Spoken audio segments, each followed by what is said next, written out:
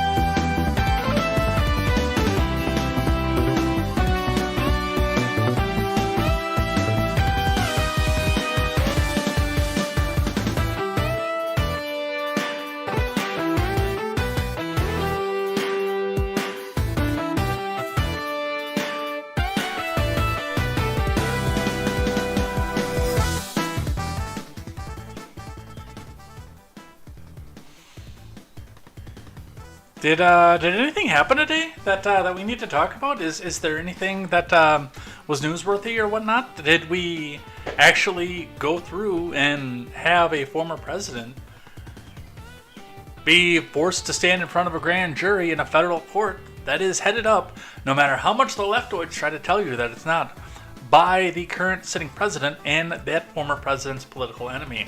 Did anything like that happen today, I wonder? I don't know.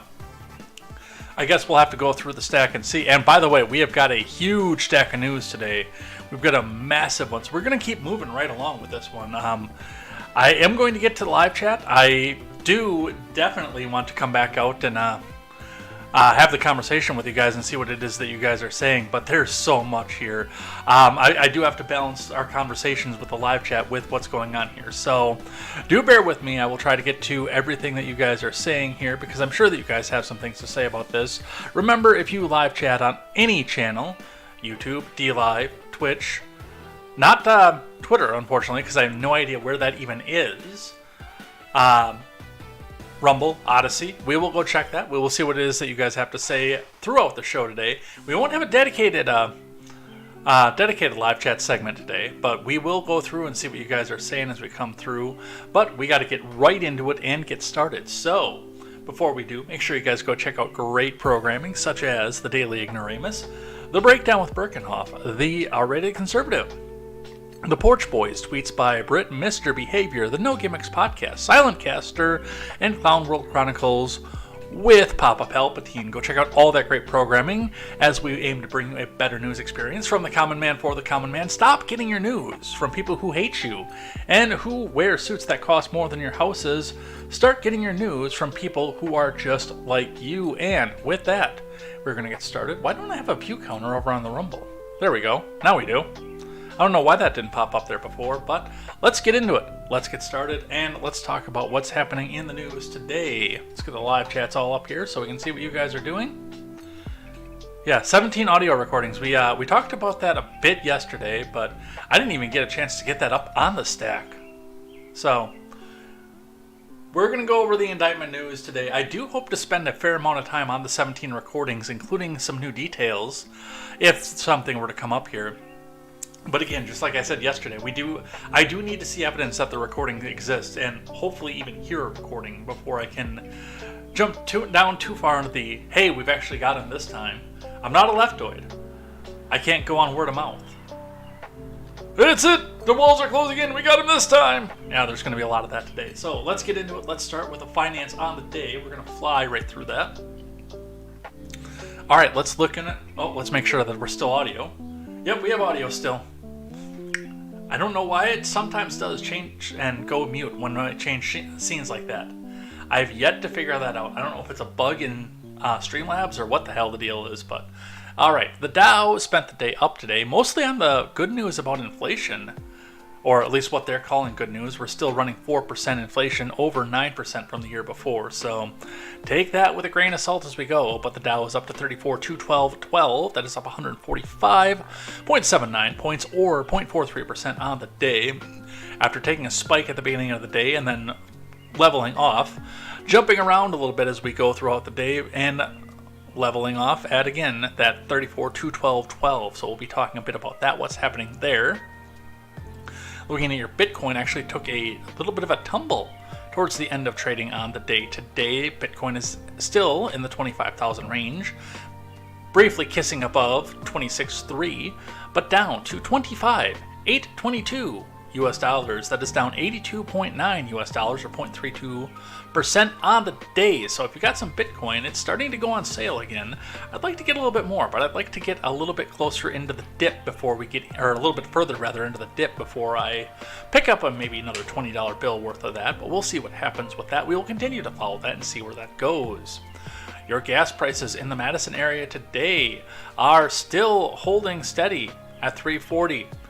Hopefully your gas prices in your local market are still holding steady at whatever they were for the past couple days, after they dropped after Memorial Day as well. And I do hope that they dropped after Memorial Day, because, well, when they were jumping up toward 360, they were getting ridiculous again. They're still ridiculous, but we will continue to track the one single market and see where the gas prices go on that. Let's grab one from IBD on your finance report today. From Investors Business Daily, Dow Jones Futures Nasdaq looks extended as Fed decision looms. What investors need to know, from Ed Carson. Futures were little changed after hours, along with the S&P 500 and the Nasdaq. The Federal Reserve will announce its policy decision Wednesday afternoon, with markets expecting a hawkish pause. The stock market rally continued as CPI inflation data reinforced bets that the Fed will take no action on Wednesday. Meanwhile, hopes for China's stimulus also buoyed commodities, industrials, and many Chinese stocks. Tesla continued its record-breaking run, and Nvidia cleared a buy point for existing investors. Though it was an aggressive entry, the major indices rose modestly, with the Nasdaq and the S&P at 52-week highs and the Dow moving to a 4-month high. Small and mid-cap stocks led among strong market breadth, but the Nasdaq is getting close to being extended, and so are many leaders.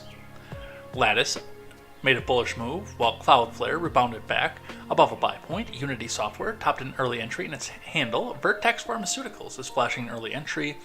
Freeport McMoran gapped above its 50-day line. Still, investors should be cautious about adding exposure, especially in tech stocks in the current environment, because they keep laying people off. It didn't say that in the article, but that's why you should be bullish around tech. Tesla and Nvidia are on the IBD leaderboard. Cloudflare is on the IBD 50. Tesla is on the IBD Big Cap 20. The Consumer Price Index rate fell to a 2-year low of 4% in May, slightly cooler than expected. Core CPI dipped to a still high 5.3%, in line with estimates. With no negative surprises, the CPI inflation report essentially locked in expectations that the Fed will leave its target rate at 5 to 5.25. The key will be the Fed rate hike outlook, including from Jerome Powell. Markets are pricing in a 65% chance of a Fed rate hike in late July. The Fed meeting announcement is at 2 p.m. Eastern Time tomorrow, with Fed Chief Jerome Powell due at 2:30 p.m. On the futures, Dow futures fell 0.2, the S&P edged a little bit higher, and the Nasdaq rose 0.1. Remember, overnight action in Dow and elsewhere doesn't necessarily translate into actual trading in the next regular stock market session. So guard your investments. Go check your 401k, see what that's doing. This is not official financial advice. And our layoffs report comes out of big tech again. Embracer announces layoffs and game cancellations after $2 billion deal falls through. From Chris Holt, Embracer Group has announced a major restructuring of its business, which includes game cancellations, layoffs, and selling or closing studios in an attempt to reduce costs and make the business more efficient. The news comes in the wake of the company revealing that a deal that would have been worth $2 billion in revenue over 6 years fell apart, despite Embracer having verbal agreement with its unnamed proposed partner. It will take until March next year to complete the restructuring process. It's too early to give an exact forecast on how many of Embracer's nearly 17,000 workers will be impacted. Given current trends,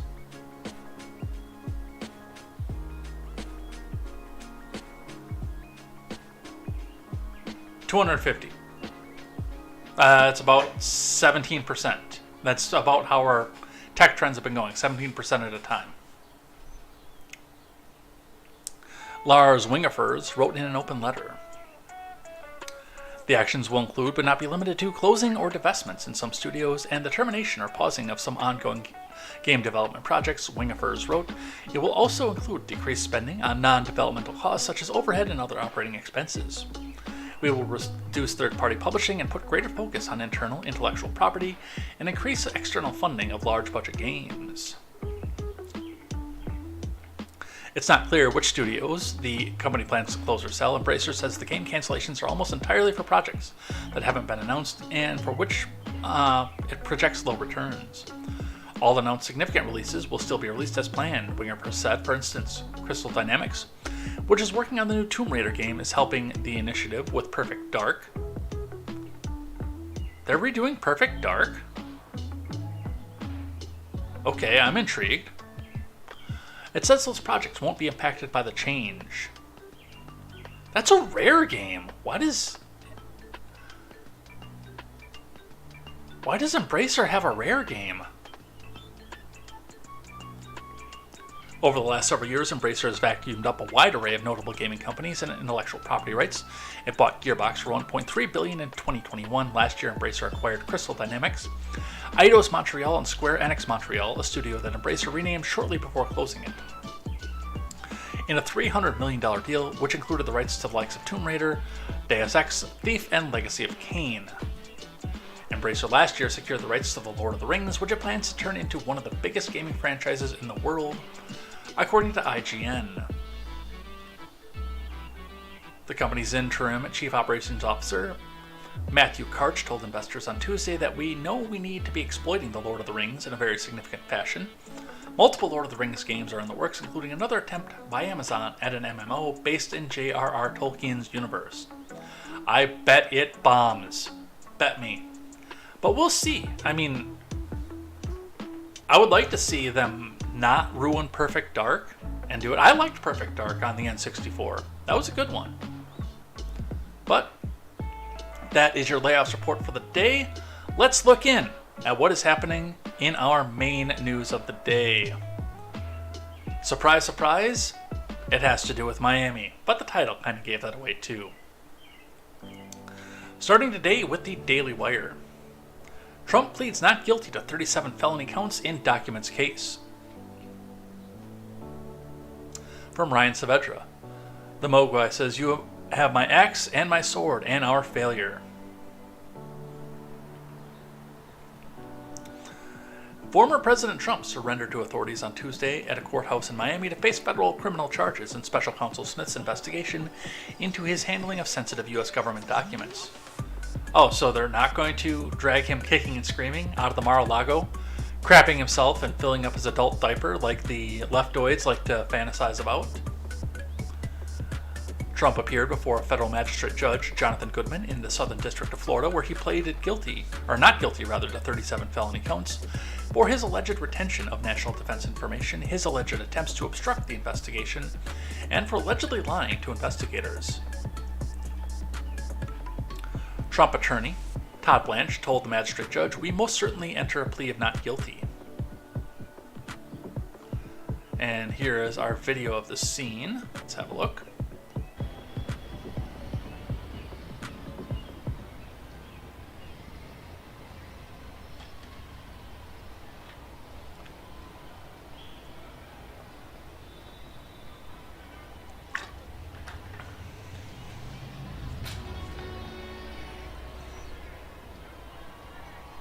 Arlene.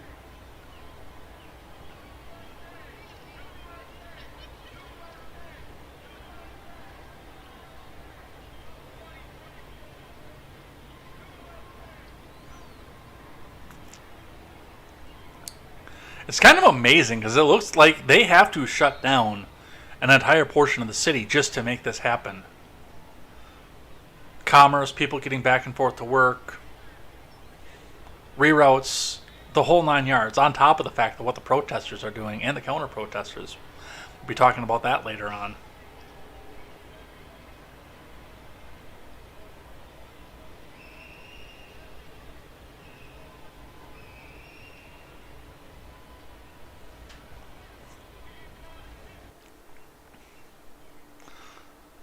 Trump reportedly had electronic copies of his fingerprints taken by authorities, but was not placed in handcuffs and did not have a mugshot taken. Which, again, I'm sure probably came down from the district court and probably even the feds at that point to say, don't do this because he's going to turn around and he's going to sell that as merchandise at his rallies. President Trump is in a very unique position where he does not need to be given a mugshot. Obviously, Trump attorney Alina Habba said outside the courthouse he's not a flight risk. He is the leading candidate of the GOP at the moment. He is going through a process that has been coordinated with Secret Service and it will all be handled seamlessly.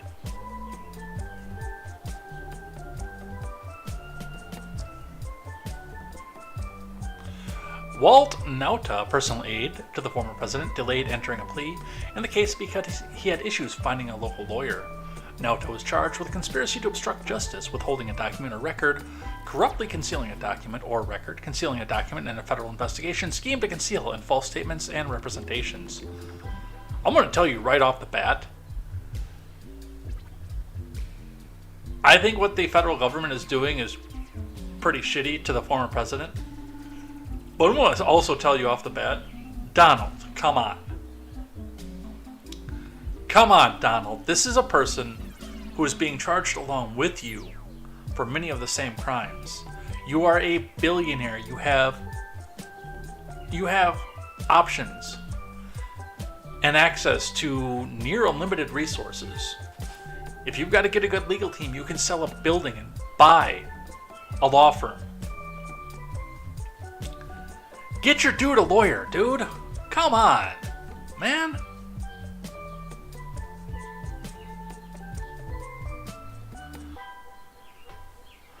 I'm pretty sure Sophia, Dorothy, Rose, and Blanche are all dead at this point.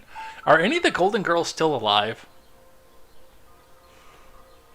Are any of the Golden Girls still alive? Apparently I'm not the only person who's looked at that. Rue McClanahan passed away in 2010 at age 76. B. Arthur from cancer in 2009. Estelle Getty, who suffered from Lewy body dementia, progressive brain disease, died in 2008 at 84. And Betty White in 2021 at 99. No, they have all passed on at this point.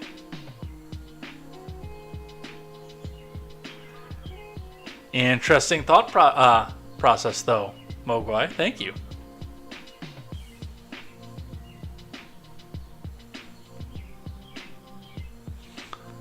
Trump is accused in the indictment of retaining classified documents regarding defense and weapons capabilities of both the United States and foreign countries. U.S. nuclear programs, potential vulnerabilities of the U.S. and its allies to military attack, and plans for possible retaliation in response to a foreign attack.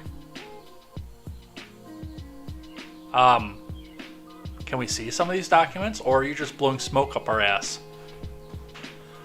Legal experts have said that while there's certainly an argument that can be made about whether the former president was targeted by the DOJ, the most damning piece of alleged evidence in the indictment is an audio tape of the former president that nobody's ever heard. In July of 2021, at the Trump National Golf Club in Bedminster, during an audio recorded meeting with a writer, a publisher, and 2 members of his staff, none of whom possessed the security clearance, Trump showed and described a plan of attack that Trump said was prepared for him by the Department of Defense and a senior military official. Trump told the individuals the plan was highly confidential and secret. Trump also said, "As president, I could have declassified it, and now I can't, but it's still a secret." I still can't picture that in Trump voice.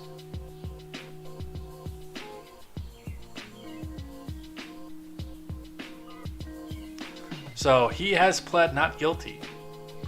Let the trial begin. Let's grab one from NPC News, talking about the judge, which has rubbed a lot of people the wrong way.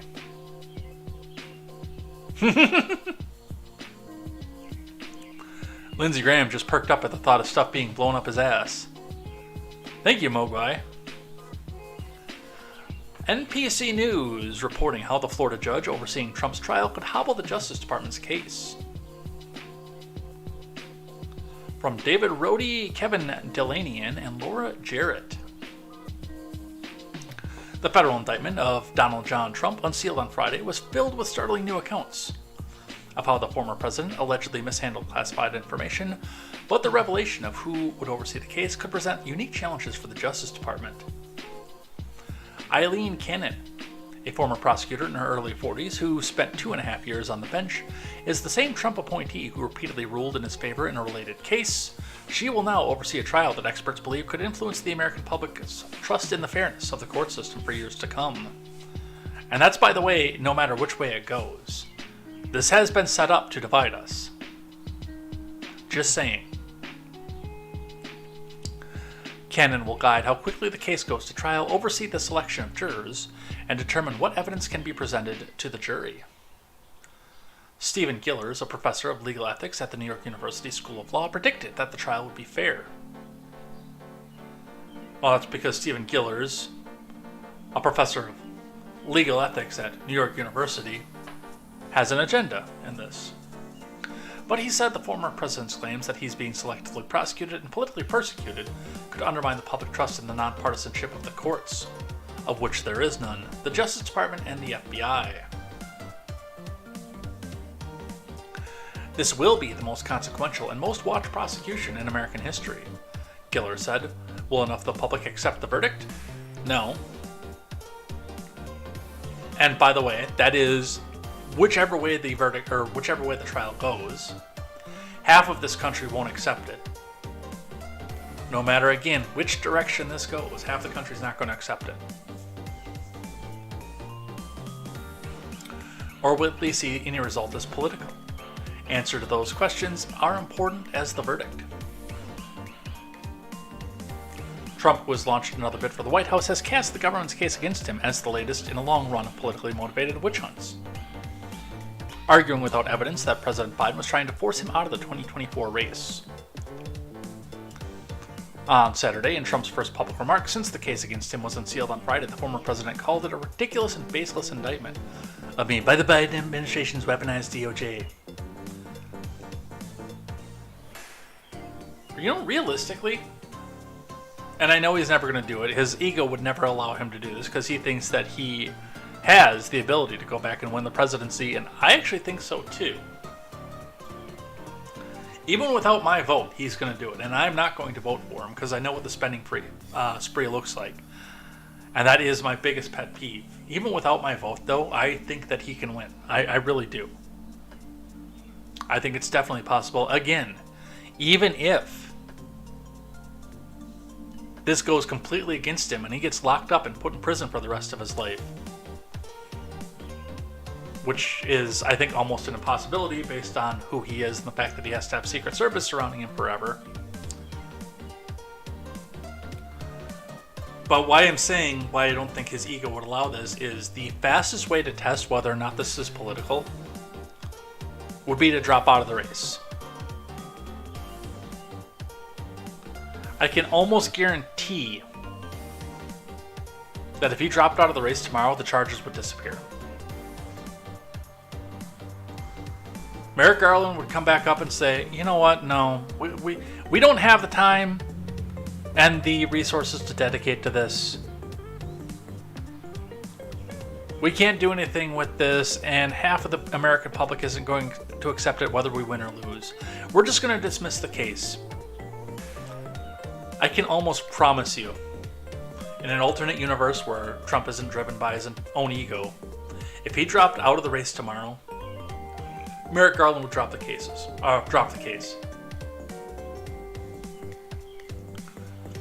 On Saturday, in Trump's first public remarks since the case against him was unsealed on Friday, the former president called it a ridiculous and baseless indictment of me by the Biden administration's weaponized Department of Injustice.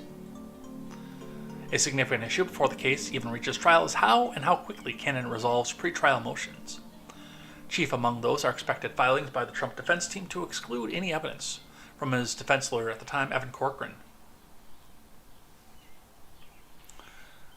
Which, given the fact that we have a Fifth Amendment, means that actually that's a proper motion and should be accepted. Evan Corcoran has attorney-client privilege, and he broke that by going and selling back out and doing a testimony.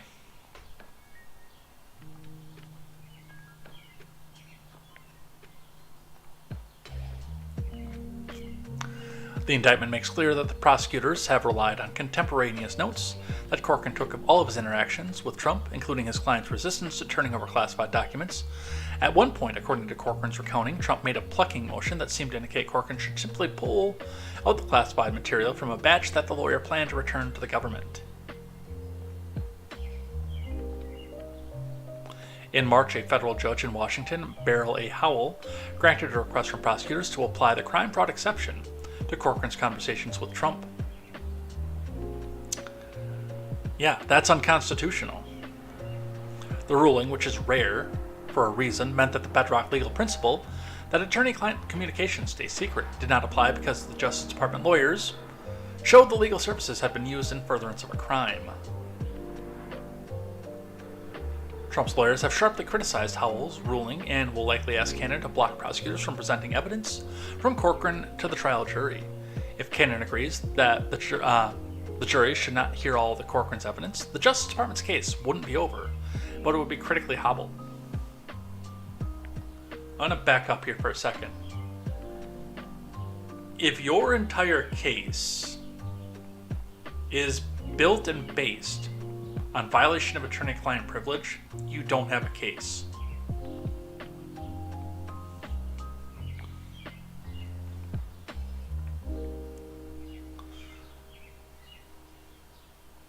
How and how quickly Cannon rules regarding the use of classified documents at the center of the prosecution's case will also have an impact. Trump's lawyers will also likely use delay, a tactic that the former president has embraced for decades in legal battles, to their advantage. So, my question here is, because they say that there's 103 documents. So is there like one document in each one of these boxes?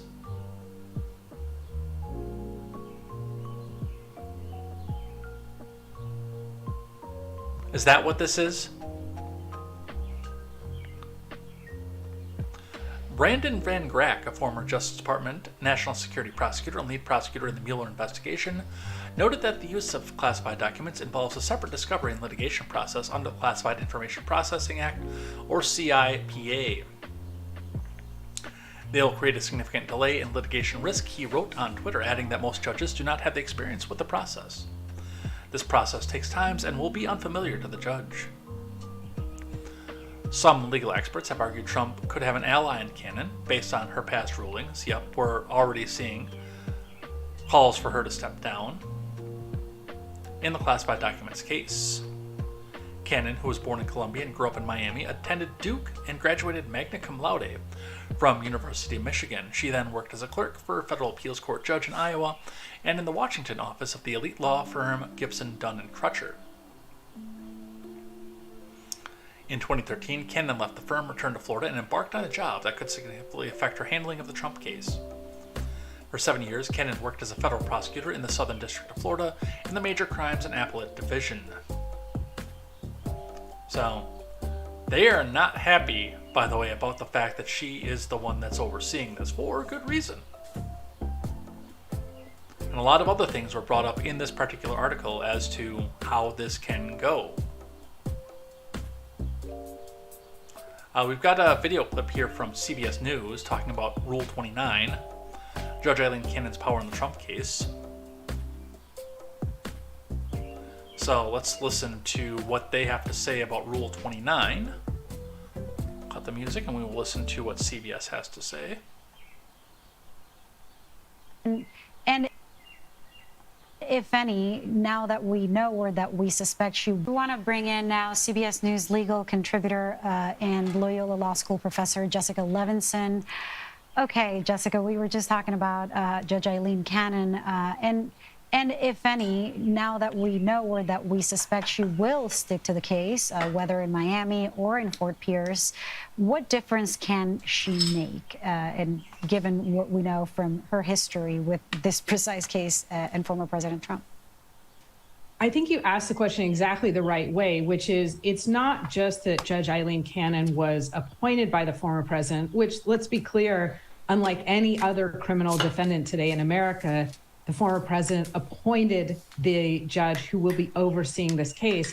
It's how she ruled in an earlier iteration of this case where the former president asked for a special master. There was no grounds for that. She granted that request, and she was ultimately overturned by the conservative 11th Circuit. And that three-judge panel of the 11th Circuit included 2 Trump appointees, which I mentioned just to say she was really outside the bounds of conservative legal thought in that ruling. So how much of a difference could she make?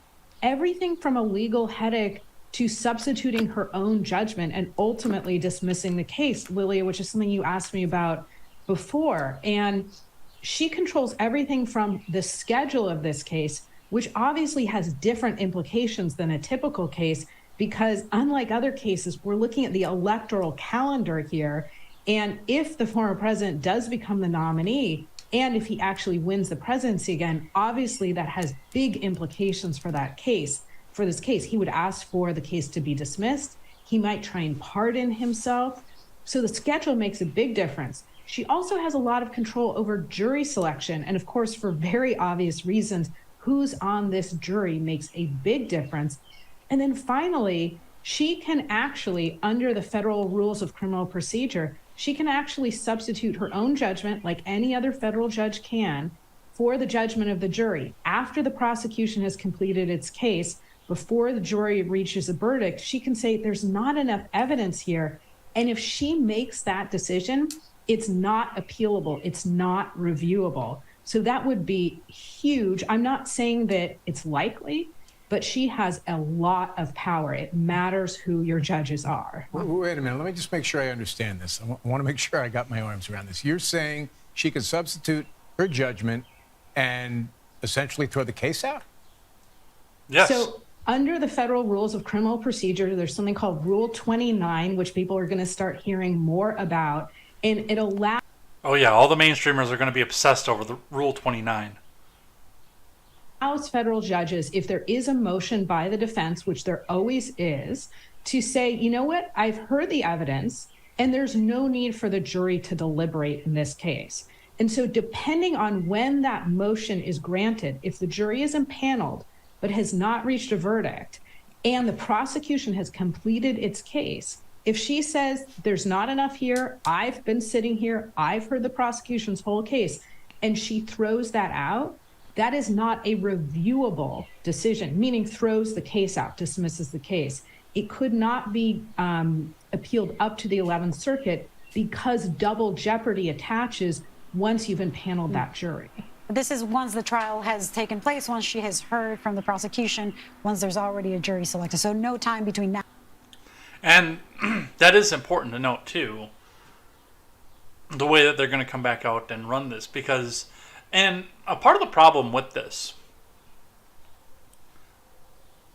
that the feds are going to have some difficulty with is the fact that I think under a case like this, under most normal circumstances, obviously they're trying to get this up and try to disqualify him from being able to run in the first place, or try to force a congressional ruling onto whether or not that he can even run at this point.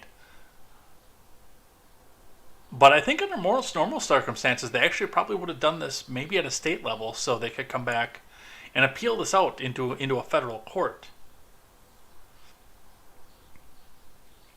I don't know if they could, though, because of the fact that this is dealing with federal documents. Again, we're in very uncharted territory.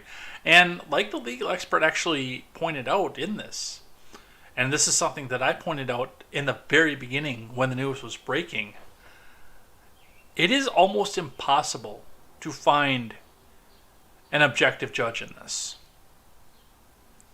whose ruling will be accepted by a lot of people because of the fact, and again, I pointed out, the vast majority of federal judges in this nation were appointed by Donald Trump or Barack Obama, with a few outliers, of course, that were appointed by Clinton, Bush, and Biden. But the vast plurality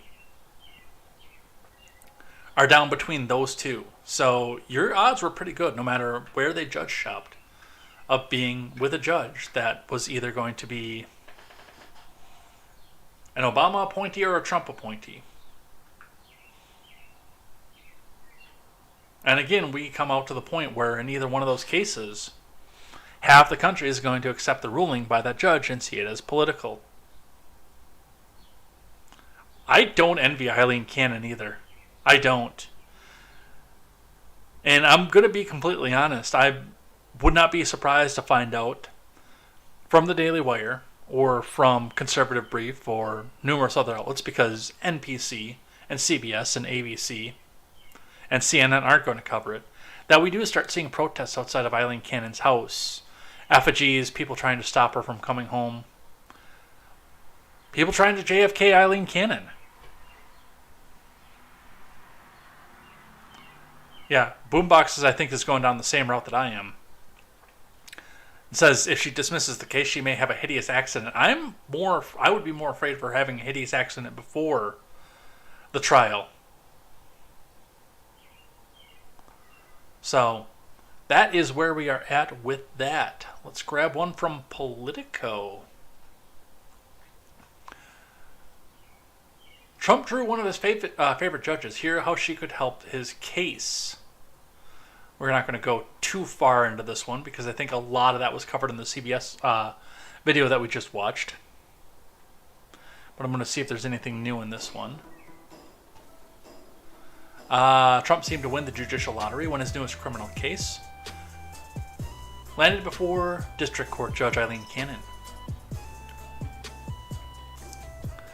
Legal experts have described Cannon's pro-Trump rulings at the time as audacious and even lawless.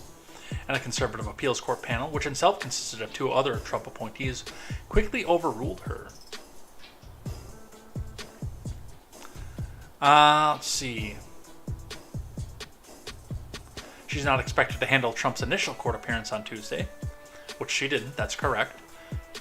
That will take place in front of the magistrate judge, but Cannon is expected to have control of the case in the weeks and months ahead, unless she heeds the calls of some ethics experts who are already saying that she should step aside. But again, who is objective enough to do this? That's one question I've always had for the leftoids, who are screaming about the fact that she needs to step aside. Who is objective? An Obama appointee? Really?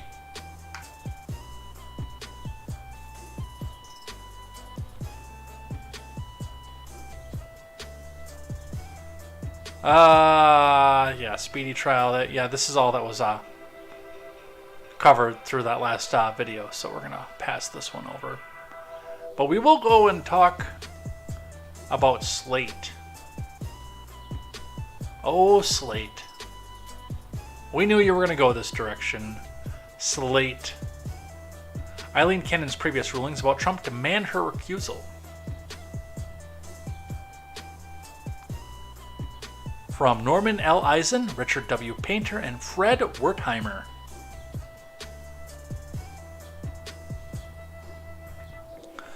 soon after the news broke that Trump will become the first former president to face federal criminal charges,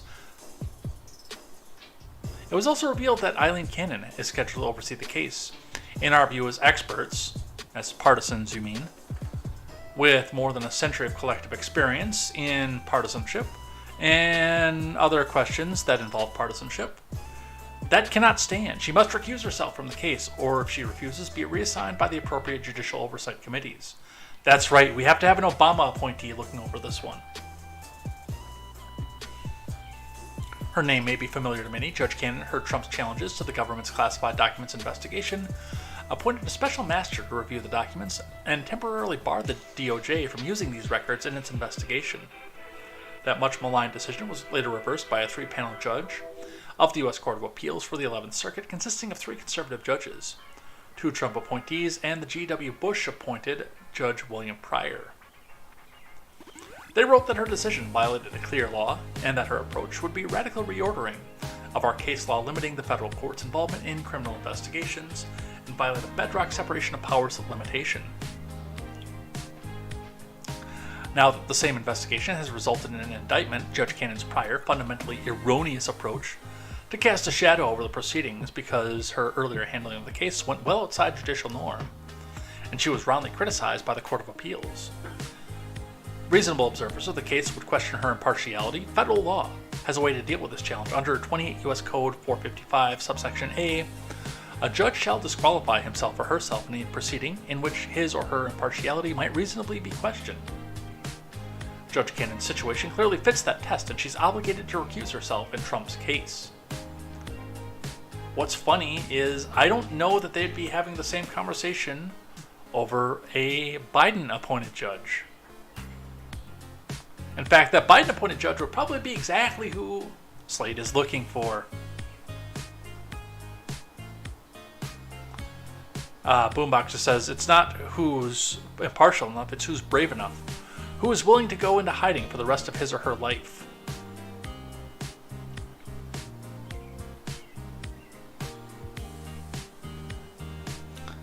Recusal is necessary to avoid a serious concern about Judge Cannon's impartiality in the public eye. The judicial recusal rule is about preserving the public's confidence in the judicial system. It does not require a showing of actual bias. Surprise, surprise! Rather, as the Supreme Court has explained, it simply asks whether an objective observer in the public would have questioned the judge's impartiality. That is clearly the case with Cannon. It is irrelevant whether a judge subjectively believes herself to be impartial, because the statute aims at ensuring both justice and the appearance of justice. A federal judge must recuse if facts connected to the judge's actions in the case would cause an objective observer to doubt the fairness of the proceedings. I want to weigh in on this for just a little bit. And again, this is based on some of the things that I've been saying as we go. I don't know what the hell that was, but it needs an exhaust. Whatever the hell it was. So, I say who's objective enough. Which is a fair question. Who is objective enough in this country to take this case? I don't believe there's any. I would, under most circumstances, actually probably err. Because again, this is not something that's ever been done. We've never prosecuted a former president before, so we're in uncharted territory. I would, under probably most circumstances, I would say almost any circumstances, say that an appointee of the defendant would be the closest to impartial that we can possibly get in today's polarized political world. Hear me out on this for just a second. Now, if this was, of course, a Biden-appointed judge, then Slate would be coming out here and saying, this is exactly who we need. This person has a record of impartiality, just like Jack Smith, who was the most wonderful prosecutor ever in history. And we all love Jack Smith for the fact that he looked at this completely impartially, in spite of the fact that his wife wrote a book about Michelle Obama.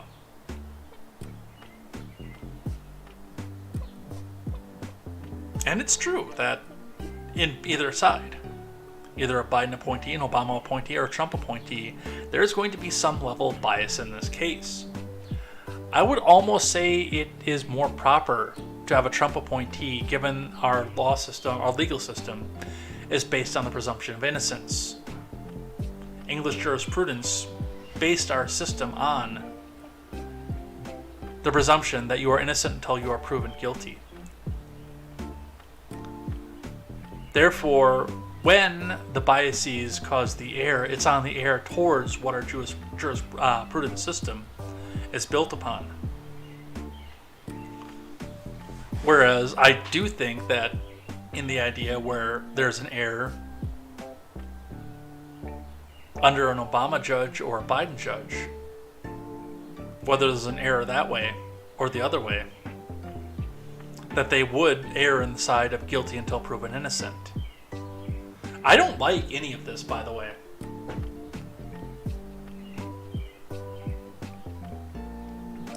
I don't like the fact that we have to be in this situation. And again, as I've mentioned, the fact that half of this country will not accept no matter what happens here. This is dangerous stuff. And I am taking time and canning more food, getting more stuff in the freezer, buying another armament, and loading up more ammo.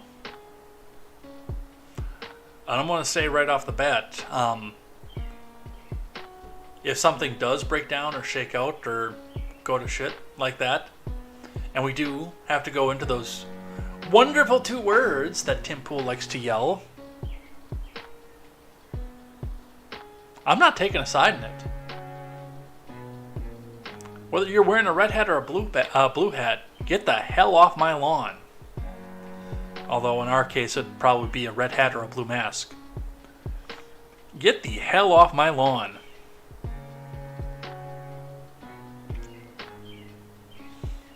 I've made my case clear on this. I don't support you. Let's talk about the lawyers. From CBS, how will Trump's lawyers handle his federal indictment? Legal experts predict these strategies will be key. From Caitlin O'Kane. CBS News legal analyst Ricky Kleiman says Trump's defense strategy will be to delay. Defense always looks at delay, and Trump is the champion of delay, she said. At the same time, you're going to see a motion upon motion dismiss the case because that's the only place that they could put their eggs in that basket. Two of Trump's lawyers have resigned after he was indicted last Thursday. Todd Blanche, who is also representing Trump in the criminal case brought against him by New York and a yet-to-be-determined firm, will now represent him in this case, Trump said. Somebody's dog isn't happy. Attorney Tim Parlatore, who said he represented Trump up until about a month ago, told CBS News' Nora O'Donnell that he had not spoken to Trump in his current legal team.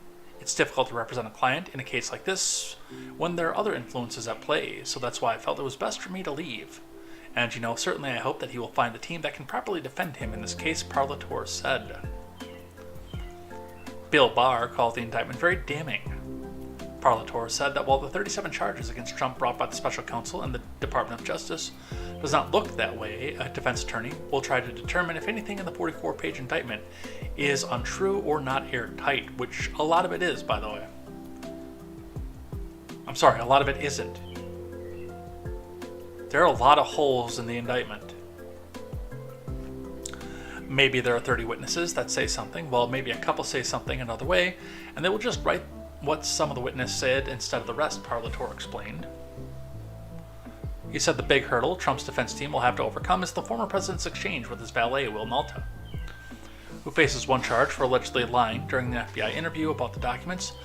The indictment included text messages from Malta to other staff members about the documents where they speak about moving boxes allegedly containing sensitive documents several times. Other evidence includes messages and testimony from Evan Corcoran, which the DOJ says proves Trump tried to obstruct federal investigation.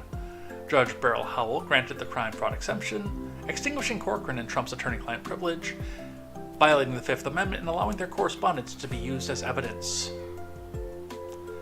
Parlatore says he believes Howell's ruling on the exception was wrong and that Trump's attorneys will try to suppress Corcoran's testimony.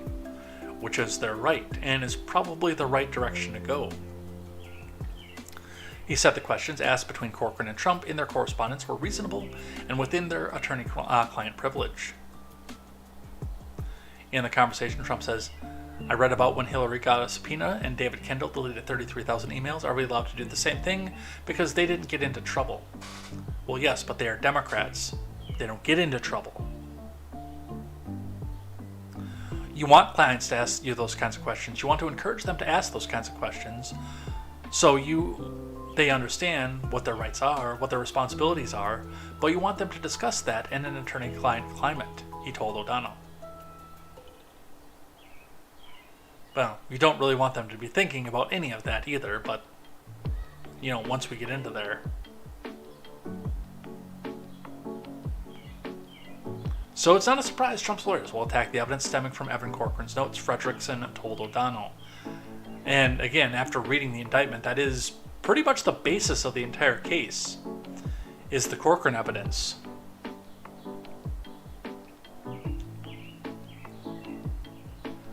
Let's talk a little bit about Biden talking about this. Biden orders DNC and re-elect to remain silent about Trump's indictment. From Jonathan Lemire over at Politico. President Brandon and his top aides have taken a vow of silence in the federal indictment of his predecessor, Trump, and have explicitly ordered the National Democratic Party and his re-election campaign to do the same. That directive was issued in recent days after Trump was hit with federal charges for his handling of classified documents after he left the White House, according to 3 people familiar with the instructions, but that decision has some Democrats and allies worried that Biden would miss a chance to underscore the seriousness of the national moment, as well as deliver a political blow to his top White House rival. This is actually important for reasons we're probably going to talk about later on in the show. But one thing to keep in mind is that the president himself cannot violate the Hatch Act, because a large portion of the president's job is political and politics. The rest of his staff can. And I do think that's a part of the reason, that's part of the strategy that he's going down. Now, him for his silence, it's unethical and bordering on wrong for the top law enforcement official in the country to put his fingers on the judicial scale, much the way that he did in the Derek Chauvin case and the Kyle Rittenhouse case, by the way. And I don't know which one of his puppeteers has informed him of the fact that in both of those situations it was seriously stupid, but now he's sitting in a situation where the Donald can actually use this against him. Which he can. But also, and yes, as an aside, now people in the admin, obviously, if they do talk about this, would be in violation of the Hatch Act. The campaign team, not so much, because that's their job. They're not using other government resources in order to talk about what's going on with this. Biden declared at the start of his presidency he would not discuss DOJ investigations, except for Chauvin and Rittenhouse, of course, particularly those about the former president, and he remained tight-lipped when Trump was arraigned on Tuesday in a Florida courthouse, partially because he has no idea where he is at any given point of the day. Some in his inner circle hope the decision will be revisited if next year's general looks like it could be a rematch with Trump, even if the legal fight has not been resolved by then. And as the president's advisors chart a course for the campaign to come, they are aware the continued silence about the charges facing Trump would deprive Biden's re-election effort of a potent political weapon. And Politico, I know you're never going to see this, but you need to delete this article now.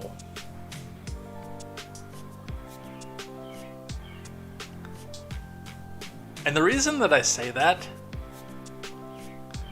when I look down and I read what's going on here and what what Biden's advisors are saying, what you're saying, And what the detractors are saying about this is the fact that Biden or his handlers are doing an actual very smart thing here by staying tight-lipped about this.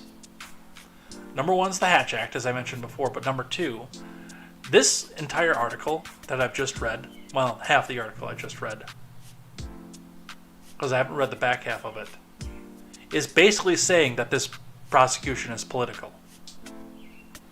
You're giving up your number one political weapon. You could use this to hit him. You could use the courts and the judicial system to make sure that he never becomes the president again. It's political.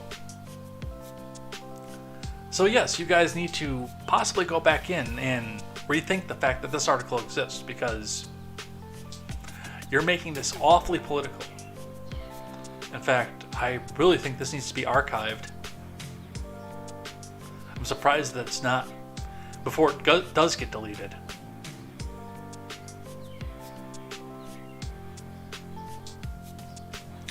Let's talk about the fireworks. From NBC6 South Florida, Trump detractors and supporters gathered outside Miami for a historic hearing.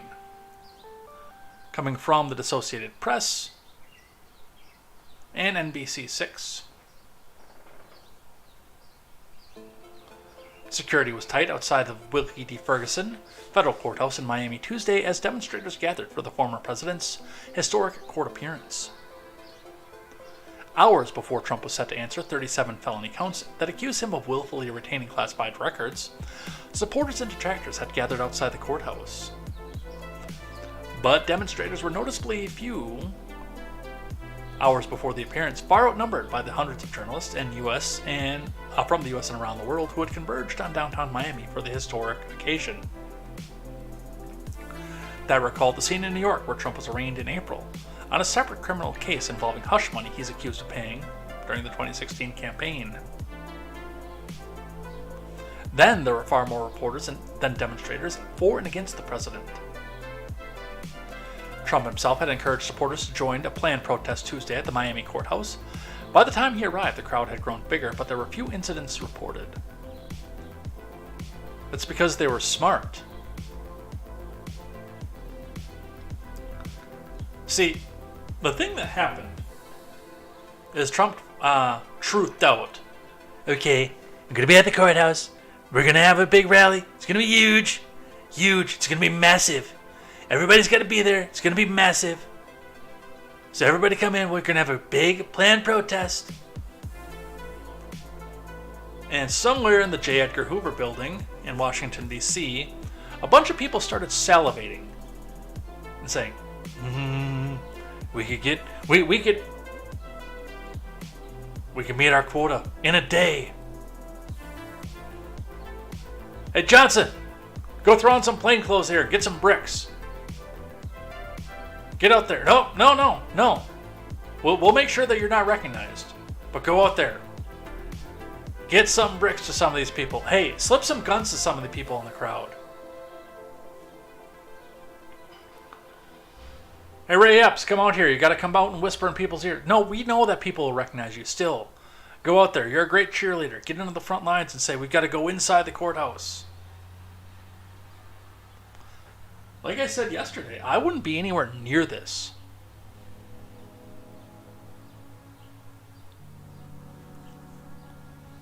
At one point, a small group of pro-Trump protesters and anti-Trump protesters were squabbling in front of the courthouse as they awaited the former president's appearance. A man with a Trump suck spray-painted on his jacket and pants shouted at supporters of the former president as they passed by, while a man held a homemade Free Trump banner behind others who shouted at him.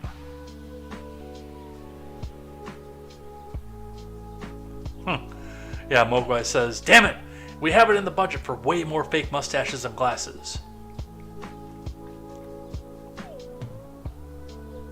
And Boomboxer says, oh look, groups of people in one place, no fights, no burning buildings, no loss of life. Odd, isn't it? Dozens of supporters wrapped themselves in Trump flags or campaign merchandise as they milled about near the courthouse. Some of that campaign merchandise had still most of its folds on it, because it was purchased off Amazon the night before. and sent down to the local FBI field office.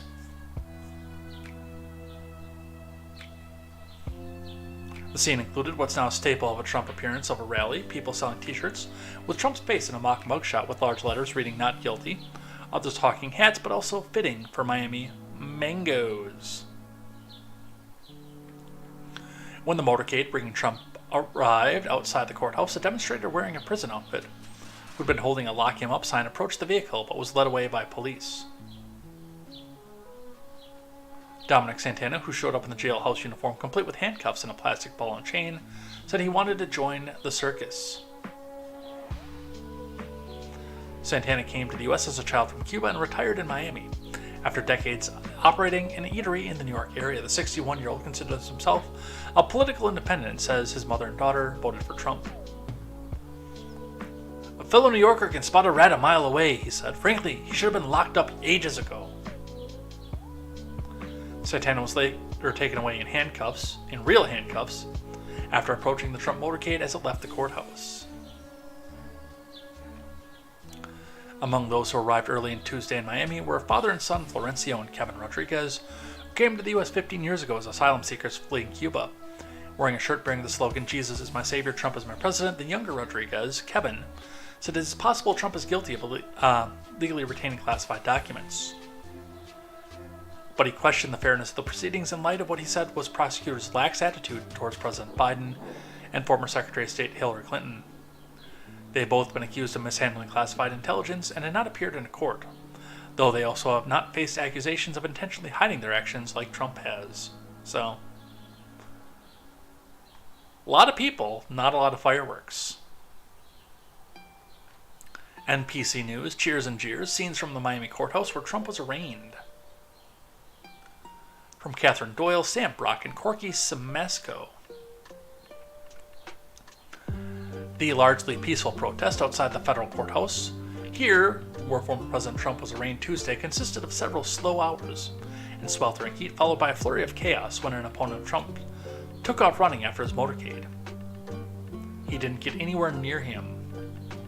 Police tackled the man, and Trump headed to a famous Cuban restaurant called the Versailles for what appeared to be a planned meeting with loyalists. It was jarring to end what had been a somewhat sedate show of support for the embattled former president, as he pled not guilty to charges of mishandling classified documents after leaving the White House. I wonder, by the way, if the guy running towards, if he was trying to trigger a reaction from the Trump supporters to come back out and do the same, and then, try to get the counter protests, kaboom.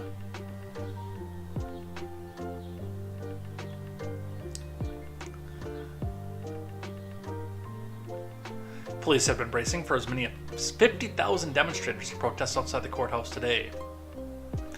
Only several hundred showed up, police told NPC News reporters at the scene. And the FBI agents looked around and said, "Why didn't more people come?"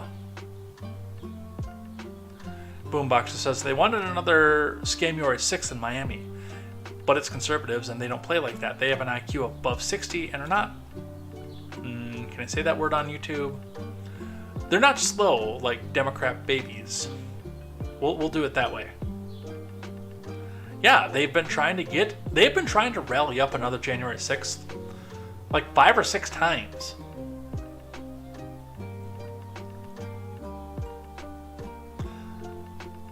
Still, the noisy crowd of Trump supporters chanting "USA, USA," and "We love Trump" were unshakable in their belief that the former president was being railroaded by federal investigators.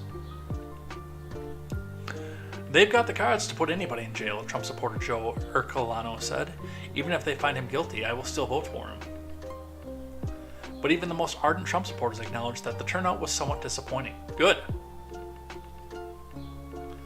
"A lot of people are afraid to speak up," said Trump supporter Florentino Morales, who said social media warnings about possible unrest may have dampened the turnout, not to mention stifling Miami heat. Major Thomas Buchanan of the Miami-Dade Police Department had also been bracing for bigger crowds. "I think there would be more people here already," he told the Miami Herald. Still, there was a loud roar when the former president's motorcade arrived, and Trump acknowledged his supporters with a wave before he was driven inside the courthouse. Jay Paul, who flew in from Dallas to bear witness, said he was a bit disappointed that Trump did not stop to talk with his supporters. "I would love to tell him that I love him and I'm praying for him," said Paul, who is 68. The Trump faithful, many wearing red MAGA hats and carrying Trump campaign signs, began gathering outside the courthouse hours before he arrived. And by the way, that is a part of why they keep railroading like this, and they're going to try to do more. They're going to try this again in Atlanta, too, by the way. "Oh, well, we're going to bring state charges against Trump in Atlanta. We're going to indict him over there, too. We're going to try to bring that up on federal charges." Everybody gather in front of the Atlanta courthouse.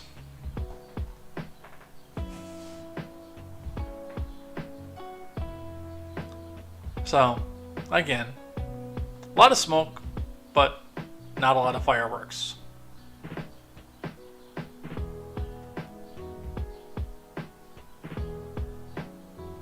We'll skip this one because we've got a lot to go over here today.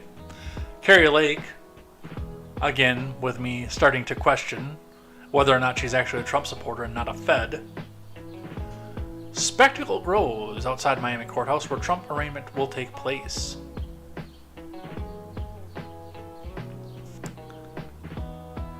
A man in a prison costume, another in Uncle Sam's garb, and another as a circus barker vied for the attention of the media scrum outside the courthouse as Trump prepared to become the first former president in the nation's history to face federal criminal charges.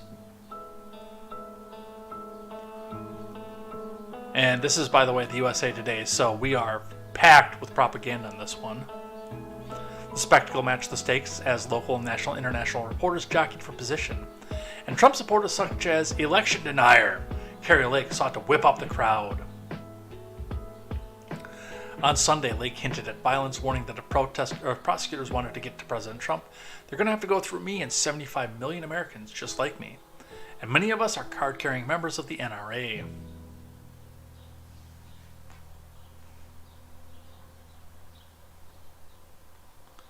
Go away, AVG.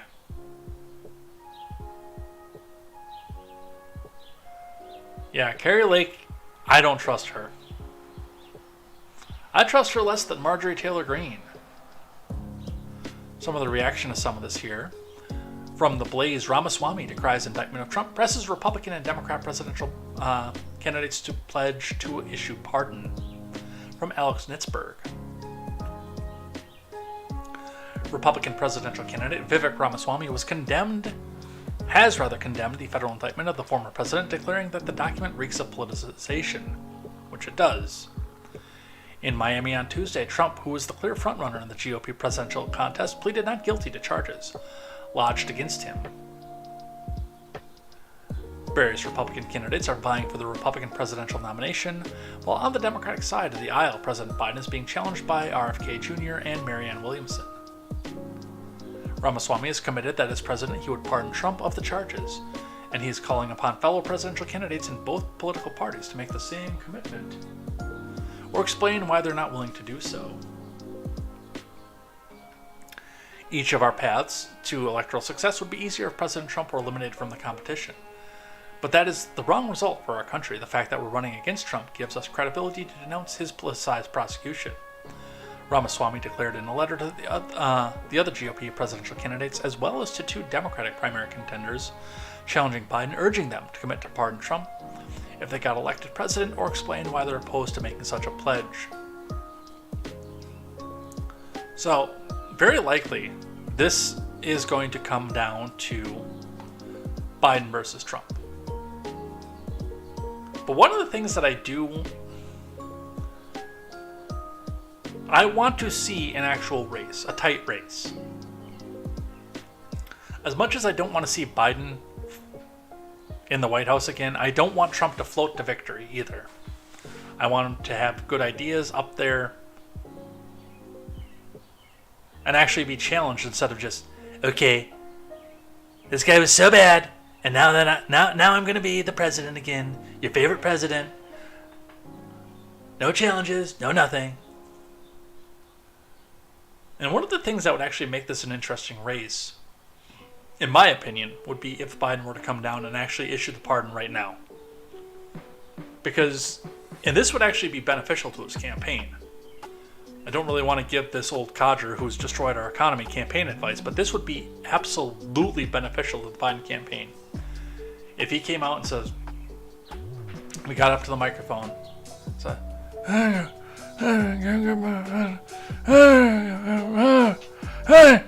I'm dead. My butt's been wiped. I don't think it's right what that Donald Trump did there, man. It's bad. He's a bad dude. He's like Corn Pop. I know something about a bad dude. But I don't want to win this way, man. It ain't fair. I can beat him. I can take him behind the woodshed and beat him with both hands tied behind my back, man. And then we'll do a push-up contest. But it's gonna be a fair push-up contest, man. I'm gonna do the pardon and let him run at full strength, man. Come on.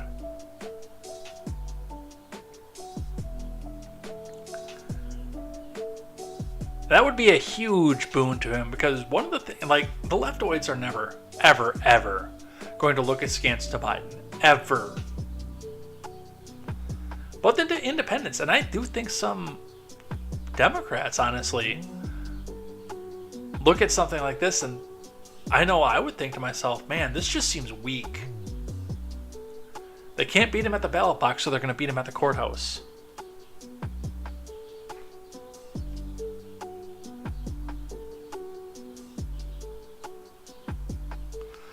I think Ramaswamy is absolutely right on this. Marco Rubio, a blind squirrel gets a nut every once in a while. Marco Rubio warns the U.S. will pay a terrible price for a Trump indictment. You think this ends here? No, it doesn't. By the way, if going back to what I just said before with Biden, if Biden were to go back and pardon Trump, that would completely fuck DeSantis. He would stand no chance at that point. Even with the presumption of guilt that comes with a pardon, that would completely knock everybody in the Republican field out of the water. Especially with DeSantis fans coming out here and saying, hey, he should just drop out of the race. He can't win. So just let our guy come up and win.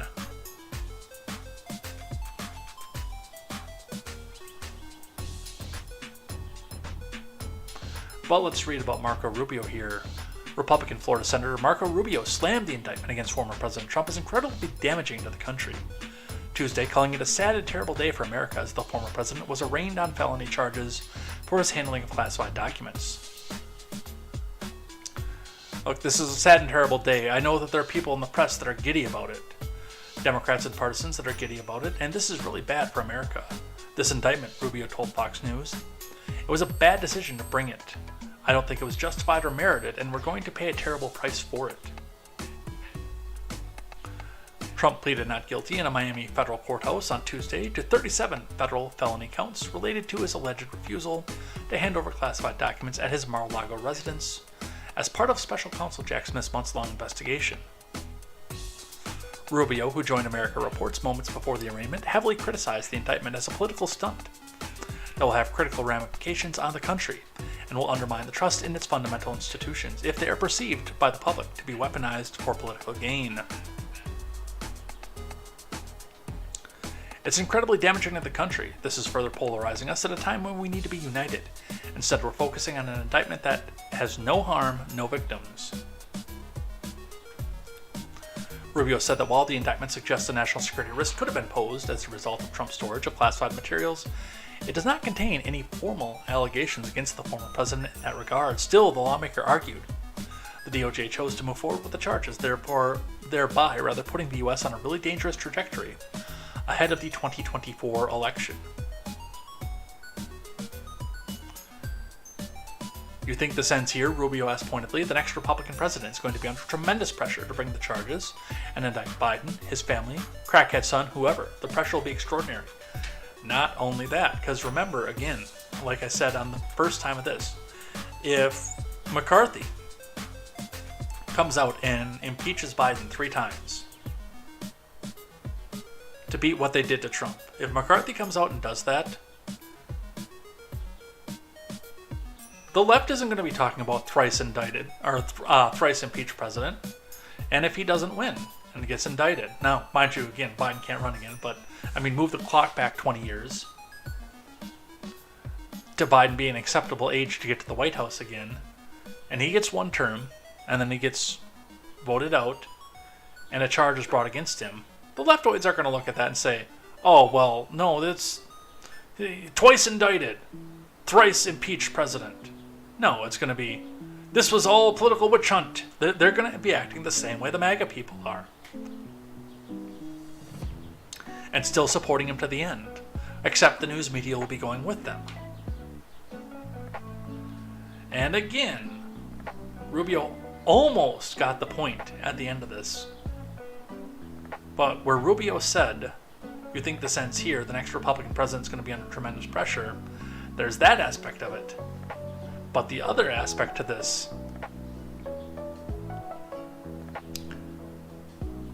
I've said this to DeSantis fans who seem to think that DeSantis walked on water. He is perfect, and nobody will ever, ever, ever find anything bad against him.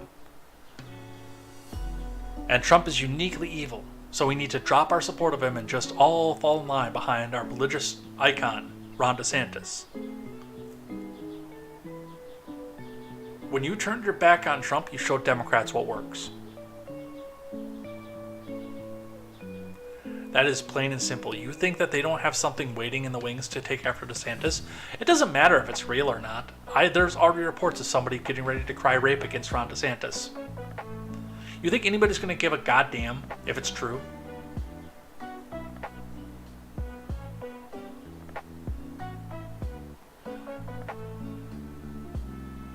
Do you think anybody's going to care when they come out to try to bring an indictment against Ron DeSantis hours before the election if he gets the nomination? No, because you turned your back on somebody over an indictment. They know that it works.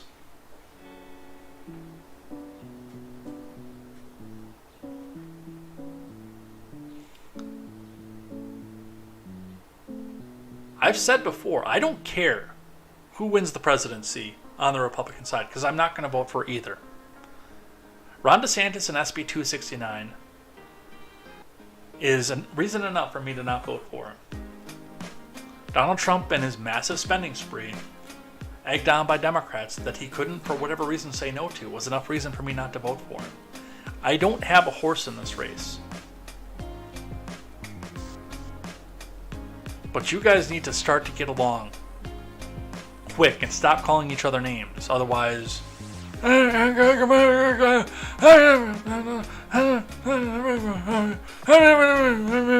going to float to the White House.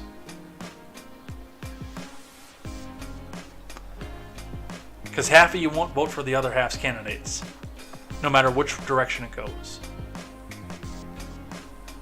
From the Blaze, former FBI agent confirms Justice Department's aggressive push to conduct surprise raid on Mar-a-Lago.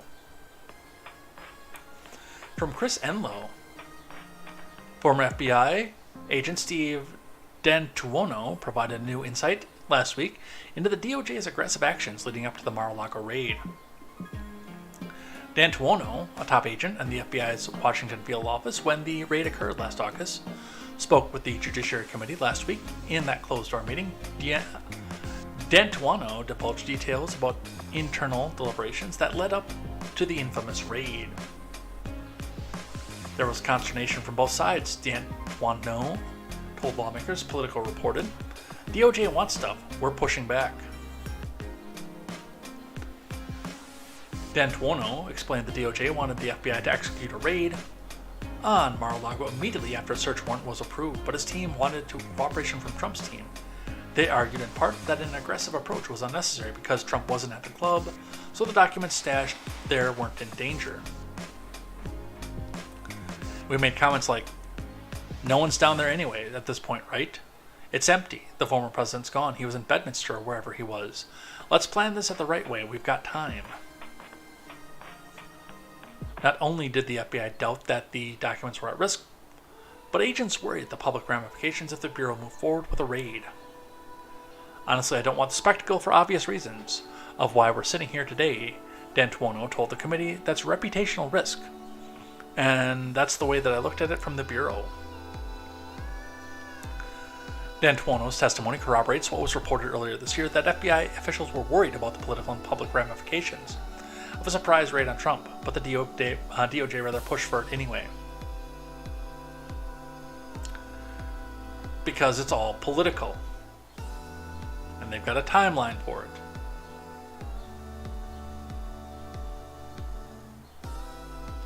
A little bit of a propaganda piece. And then I've got one more on this. Not necessarily on the documents. We're actually done talking about the indictment and what's happening there. But one of the things that kind of led up to this too, because remember, Smith was also investigating the January 6th riot. And we also talked about the fact that they're trying to make another January 6th riot.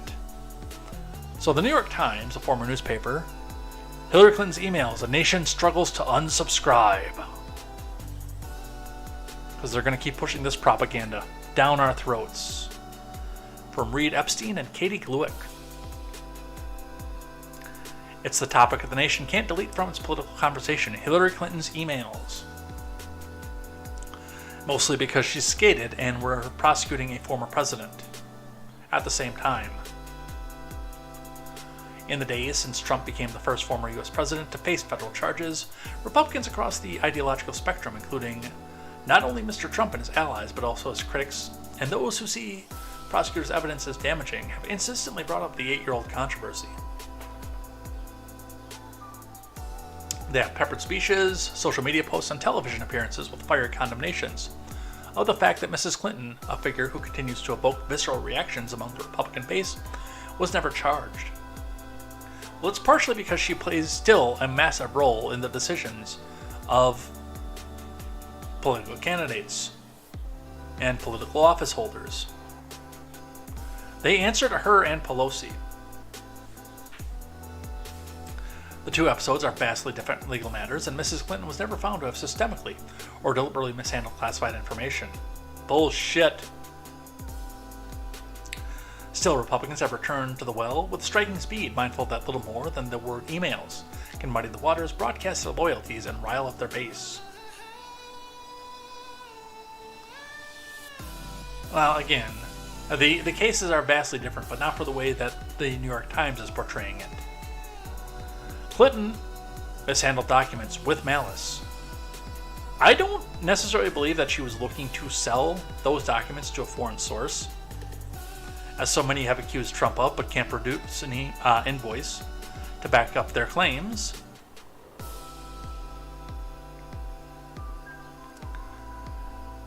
But she did know that the documents were there, had to be retained for federal law for a certain amount of time. And they were potentially damaging to her ability to, number one, remain a free woman, but number two, to take the office that she thought that she was supposed to be anointed to.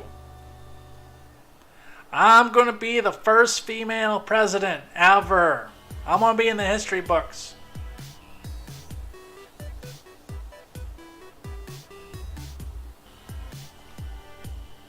And it does appear to have been done with malice, too.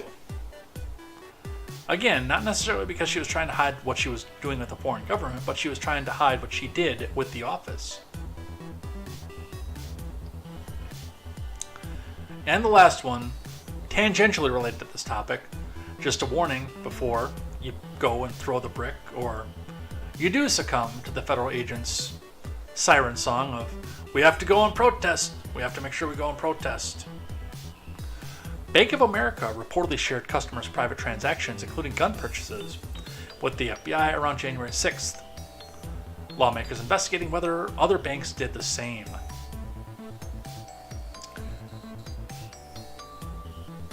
Your bank will sell you out in a second if you are a political other, if you're a political pariah. I have other issues with Bank of America. Nothing I can really go too far into detail with because of revealing private information, but I have a lot of reason to hate Bank of America right now. This is Michelle Blood. Mogwai says, this is setting up a Chelsea Clinton run in 2028. Just keep that Clinton name out there. But her emails. Lawmakers are expanding an investigation into banks allegedly voluntarily sharing customers' private financial data with the FBI around the time of the January 6th selfie fest at the Capitol. The Judiciary Committee announced on Monday. The bank should not be conducting a dragnet for the FBI where every customer is a suspect. And yet, here we are. And if they are, we need to do something about it because it's an end run around the Constitution, Thomas Massie told The Blaze in an interview on Monday afternoon. Yes, that's the same reason they're trying to go back and do the credit card reporting. And make the credit card companies report all gun store transactions to them. Because, of course, that gives them their gun registry around the Second Amendment. Did the FBI wink and nod at the banks and say, "We can't ask you to give this to us, but if you voluntarily give it to us, we can receive it," Massie said, adding that if such an action had in fact occurred, he would consider it to be just more evidence of malfeasance at the FBI. Massie and Jordan fired off letters Monday to the CEOs of 6 of the country's largest financial institutions: JP Morgan, the Citigroup, Truist Financial Corporation, Wells Fargo, US Bank Corp, and PNC. Just like with the Twitter censorship, if you have one company in a field doing it, probably the rest of them are as well, Massie said. Massie emphasized the letters were not based on a mere hunch. To this contrary, they were based on testimony from career FBI officials about Bank of America sharing customers' financials. Massie is out there trying to get back in good graces after selling us out over the debt deal. American Express never gets sold out without it. Thank you, Mogwai.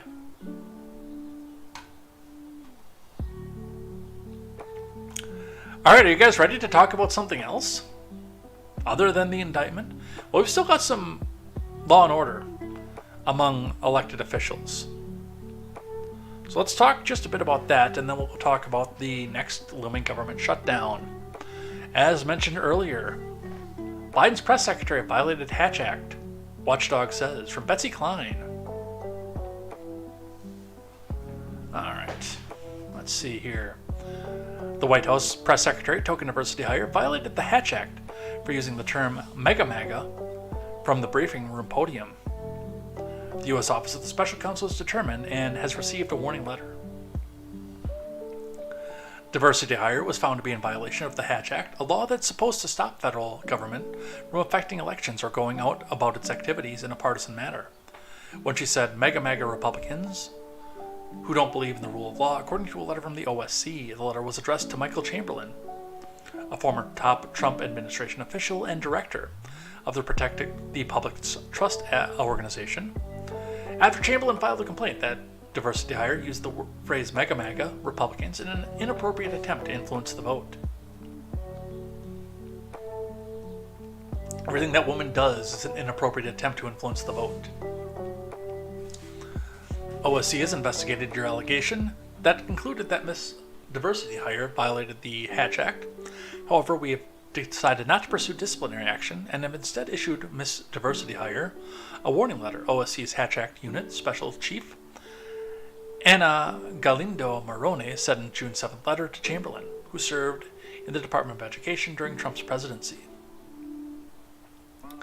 Galindo Marrone wrote, OSC concluded this timing, frequency, and content of Miss Diversity Hire's references to MAGA Republicans established that she made those references to generate opposition to the Republican candidates accordingly, making the references constituted political activity. Because Miss Diversity Hire made the statements while acting in her official capacity, she violated the Hatch Act prohibition against using her official authority or influence for the purposes of interfering with or affecting the results of an election.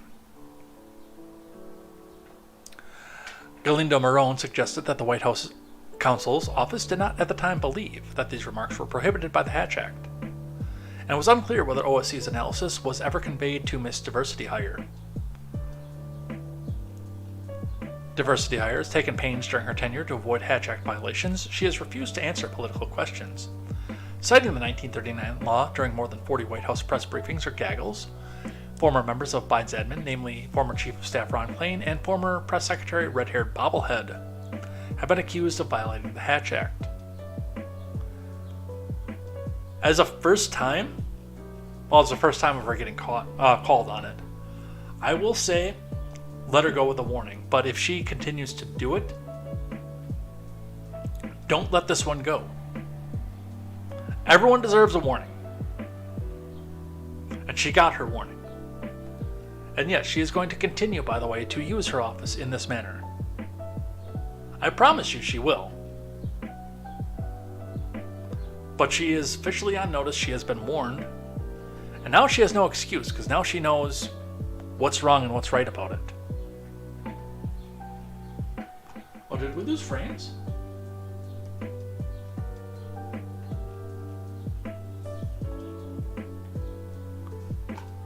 Let's look at the history real quick, huh?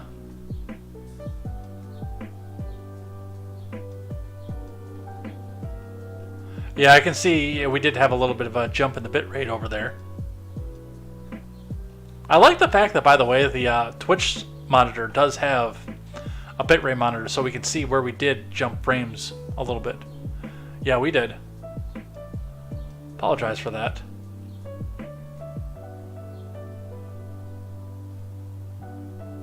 Alright, let's keep going.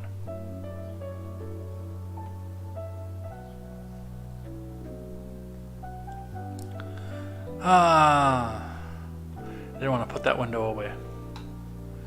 Hang on. We gotta get the chat back up here.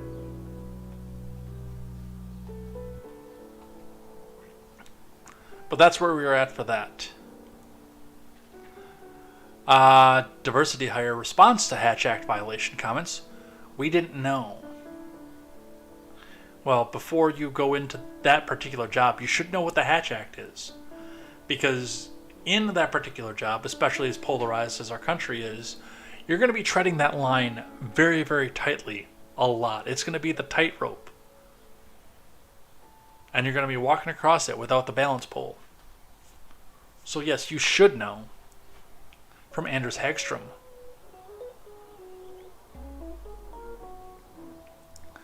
White House Press Secretary Token Diversity Hire responded to special counsel allegations that she had violated the Hatch Act on Tuesday, saying the White House didn't know it had made a violation.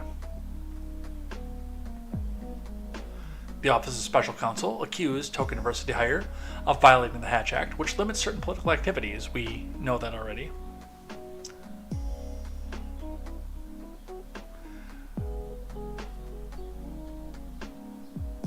KGP has herself frequently decided the Hatch Act to avoid questions relating to Biden's election campaign and others. She reiterated on Tuesday that following federal law was a top priority for the White House. One instance of the offending comments came during a briefing on November 2nd.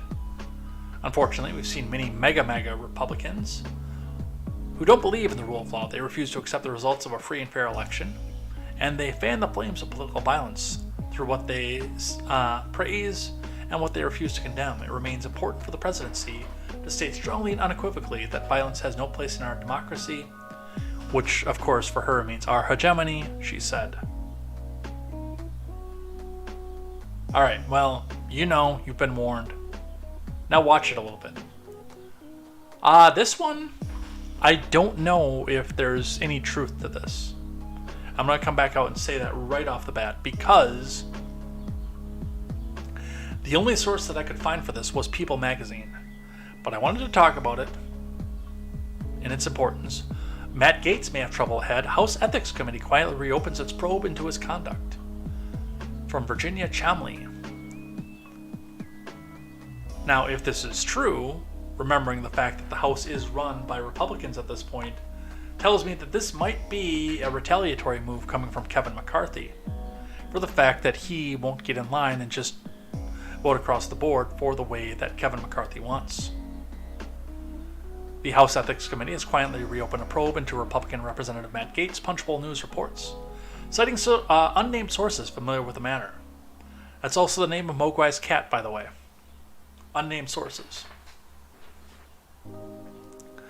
The outlet reports that the committee's investigators have begun re-examining allegations surrounding the controversial lawmaker months after it was deferred an investigation into 41-year-old Gates following a request from the DOJ, which was conducting its own investigation.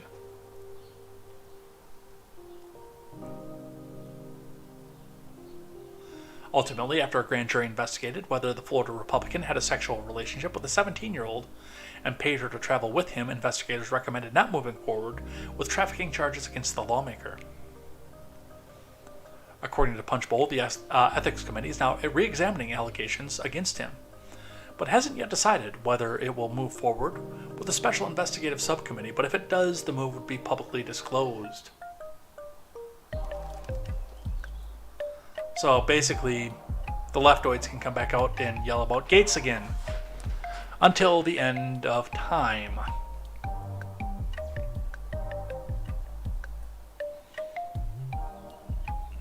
I don't know, because the only sources that I have for this are People Magazine, which is not a Green Check verified publication, and Punchbowl News, which is also not a Green Check verified publication, but something to watch for as we go forward. From Fox News,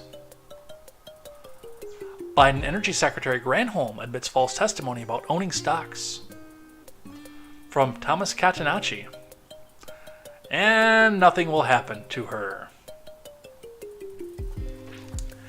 Energy Secretary Jennifer Granholm admitted in a letter on Friday that she made a false statement when she recently told lawmakers she didn't own any individual stocks. While Granholm divested from a variety of stocks in 2021, she acknowledged in the letter, which was sent to the Senate Energy and Natural Resources Committee leadership, that she maintained shares of 6 companies.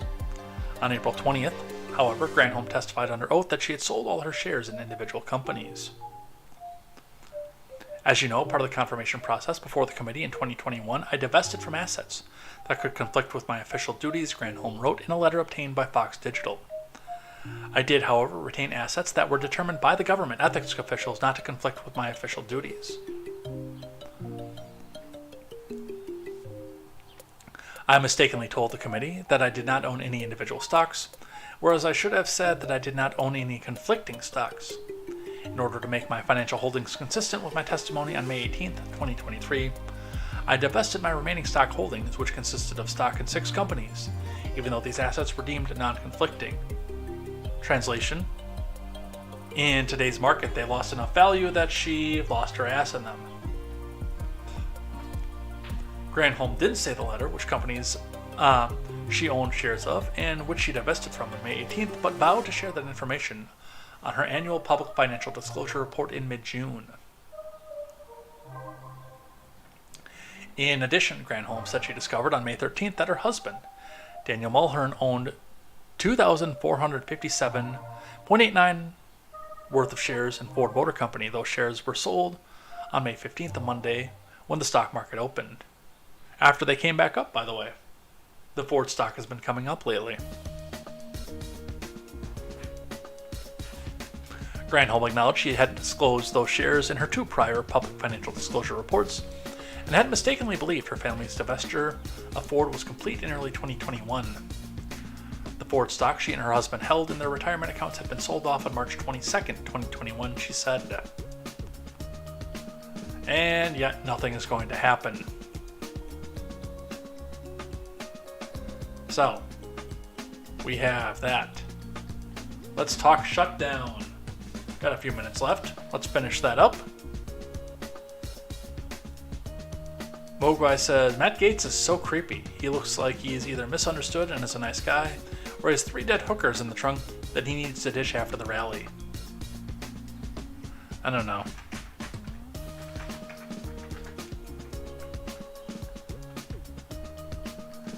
The left memed about it, and usually they can't meme, but they did meme about it, and at this point, I can't see Matt Gaetz without seeing this picture. Luke Bryan too, by the way.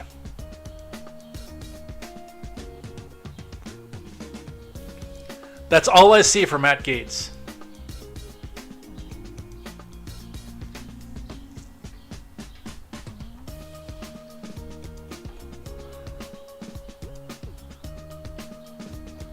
All right, from Bloomberg. Pour one out for Ron Helton, by the way, who got mad at me when I told Spartan to stop talking about Jews nonstop in the chat.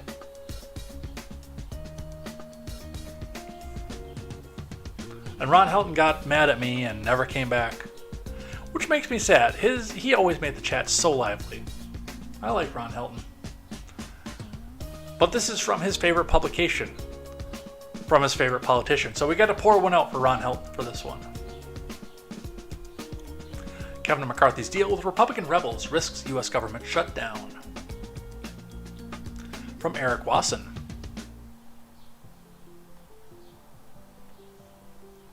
A new budget-cutting deal. House Speaker McCarthy struck with ultra-conservative rebels. Risks a standoff with President Biden and the congressional Democrats and a U.S. government shutdown in October. Faced with a rebellion on his right flank, McCarthy agreed this week to push through the House spending cuts, $120 billion deeper than caps set barely 2 weeks ago. The spending caps were the centerpiece of a hard-fought compromise the GOP leader reached with the White House to avert a catastrophic debt default. Democrats balked at McCarthy's move to abandon the deal. If we disregard the law of the land, but we all but guarantee a government shutdown, Rep. Rosa DeLauro, the top Democrat on the Appropriations Committee, said. Well, the only problem with the government shutdown is the fact that they're going to eventually open it back up.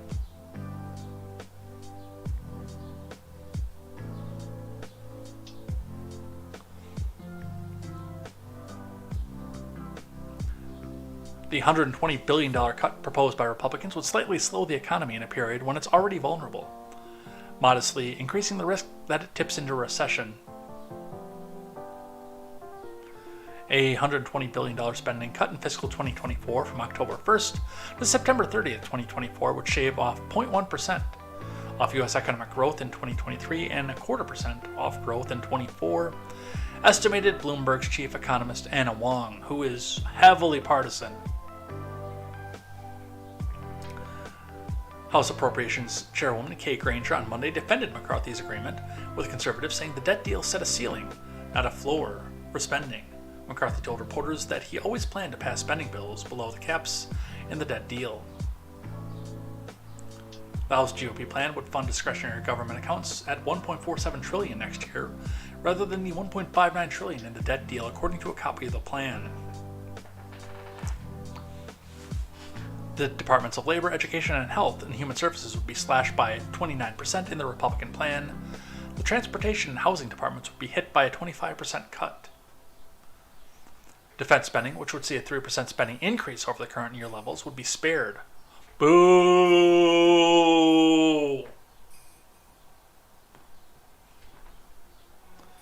But they're Republicans. There are certain things you can't get away from, no matter how shitty it is. That could ultimately mean a $150 billion cut to non-defense accounts. Take some of it out of the defense budget. It's shocking that it took less than 2 weeks for Republicans to walk away from an agreement they made. House Caucus Chairman Pete Aguilar told reporters Tuesday if it wasn't dangerous, it would be laughable. And realistically, House Democrats are bitching about this because they're not going to get what they thought they were going to get out of the deal.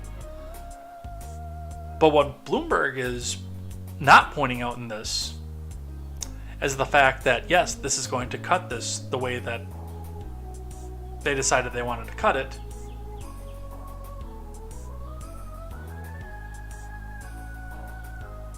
But the Senate's going to veto it. They're going to block it. And if they don't block it, President Biden will. Hey, come on, man. You let me have that's much spending, man. Just sign it, man. Give me the spending you told me you're going to get, man. Come on.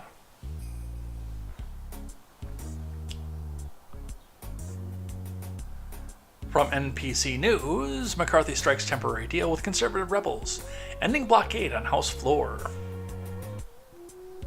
From Scott Wong and Katie Santaliz. We'll see if Scott is actually Wong in this. Speaker McCarthy struck a temporary deal with a band of 11 conservative rebels on Monday, ending a nearly week-long blockade on the House floor and paving the way for votes this week on a handful of GOP messaging bills. The agreement was announced after a meeting between McCarthy and some of the rabble-rousers who last week joined Democrats in voting no on a rule vote, a rare move that blocked a package of GOP bills from advancing to the floor, and prompted leadership to send lawmakers home for the week. Emerging from McCarthy's office on Monday, Rep. Ralph Norman of South Carolina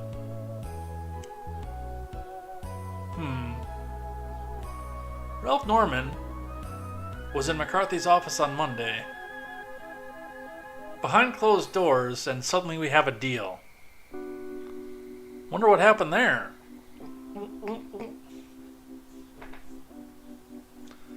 That's just a direct question of which direction it went. Confirmed that the Gang of 11 would now vote yes on a new rule that would allow a package of messaging bills to protect gas stoves, another regulatory bill, and a fourth to protect pistol stabilizing braces to come to the floor later this week. None of the bills are likely to pass the Senate. No, none of the bills will pass the Senate. We aired our issues. We want to see this move forward as a body, said Norman, a member of the Freedom Caucus. The floor will be functioning this week, added Matt Gaetz, one of the conservative ringleaders.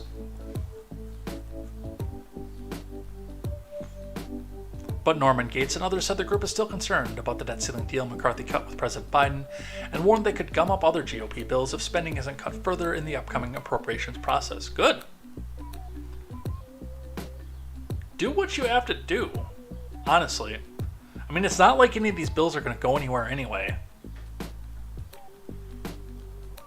The government is effectively at an impasse, which is good, and anything they come together on is usually screwing us. So, Politico reporting on this, and I think we'll go for a little bit more off this.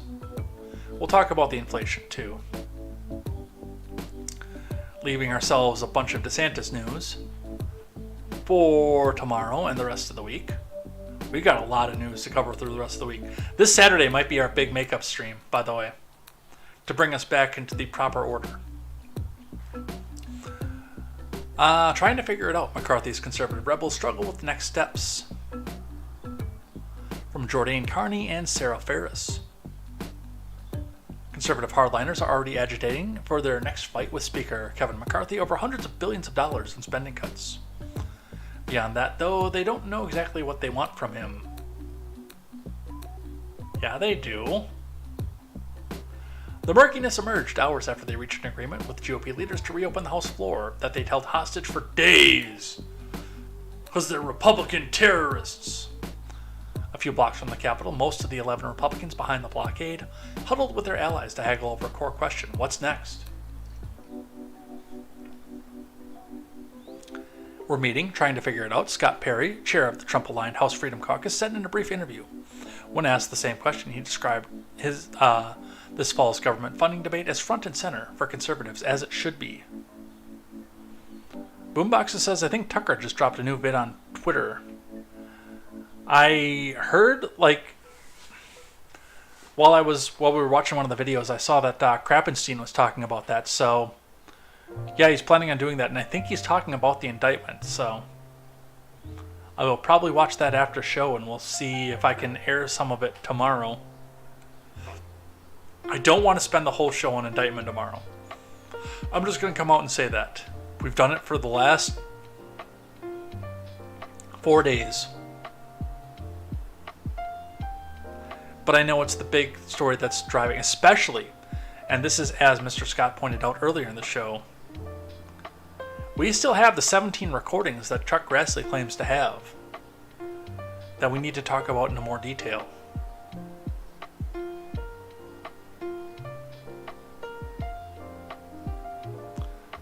But while the group clearly wants to drive federal spending, it still hasn't settled on a strategy to get there, or what else to push for.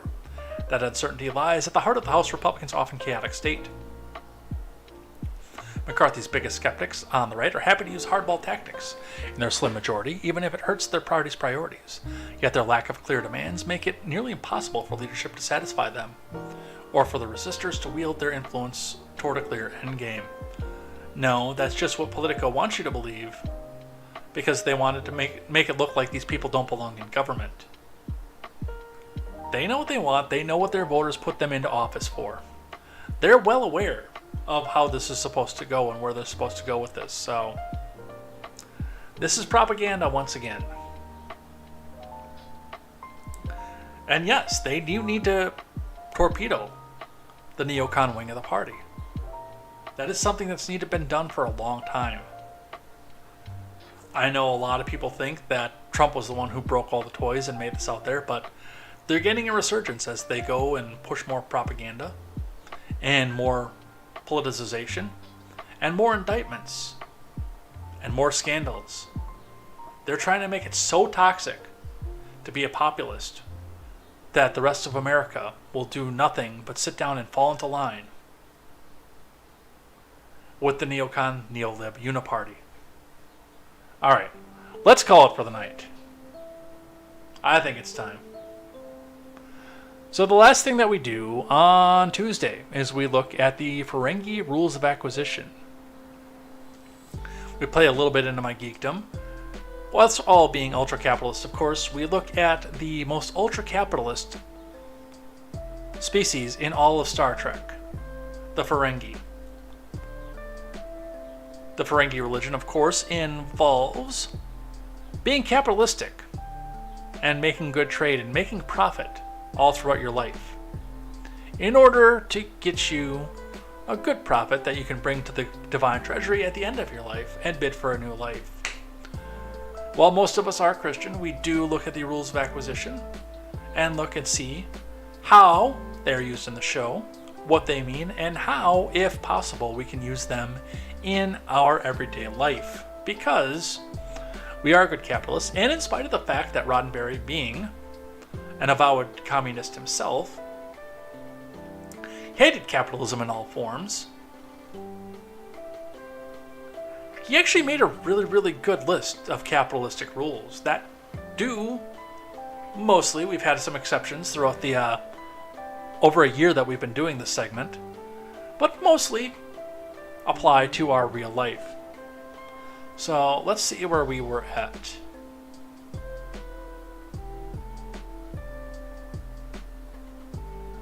We're getting down there, I know that.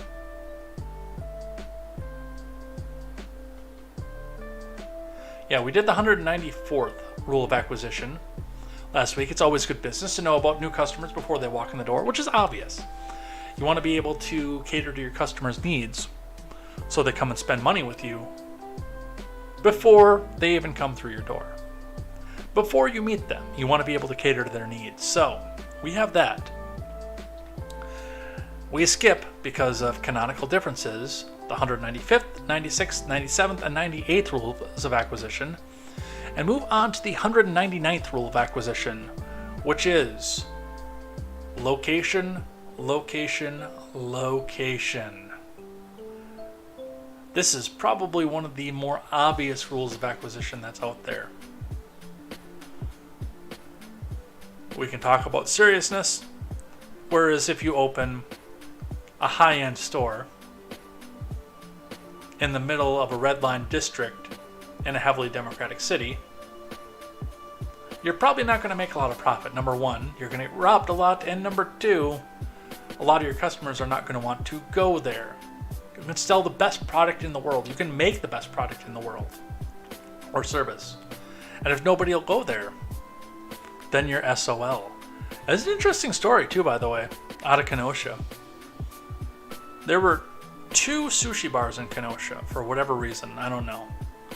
One was actually better than the other, but it could barely break a profit, as far as I knew, because it was riding up on the edge of what most people consider to be a very, very bad neighborhood. Whereas when they put the Honada in, they put it way out towards the west part of the city, out past the railroad tracks, where they were starting to develop into Pleasant Prairie. And that place was hopping all the time. Well, as hopping as a sushi bar gets. They don't usually get that busy, usually compared to Americana restaurants, but there's always a niche for that. But that was the place that got all the business. I don't know if a lot of people in town even knew that the one on 22nd Avenue existed. And if they did, it was just they drove by it and thought, hey, that's a funny place for a sushi bar. I never tried it. And it did shut down during the riots, unfortunately. I heard it was good. I know a lot of people that did go there, but I myself never tried it. And I mean, there's that aspect to it. So you've got to know your audience, you've got to know your customer. But the other end of that is try to find a place that will also net you major profits no matter where it is. There was, and most people would actually think this to be a little bit inappropriate based on the fact that it was minors involved outside of something like that, but there's the old Facebook joke of the Girl Scout troop who set up their cookie stand outside the dispensary. I don't know if that's ever actually happened. It would be genius if it did. I've never actually seen a Girl Scout cookie booth outside a dispensary, mostly because I've never been to a dispensary. But you can't argue the genius of it. People coming out of there, stoned out of their gourds with the munchies, ready to throw down $5 on a relatively inexpensive box of cookies that'll hit that spot right away. So, the 199th rule of acquisition: location, location, location. Make sure your location affects and caters to your clientele. Boomboxer says the video is about Trump, so I'll be watching that after we get off air here. And let's head out of here for the night. Let's call it.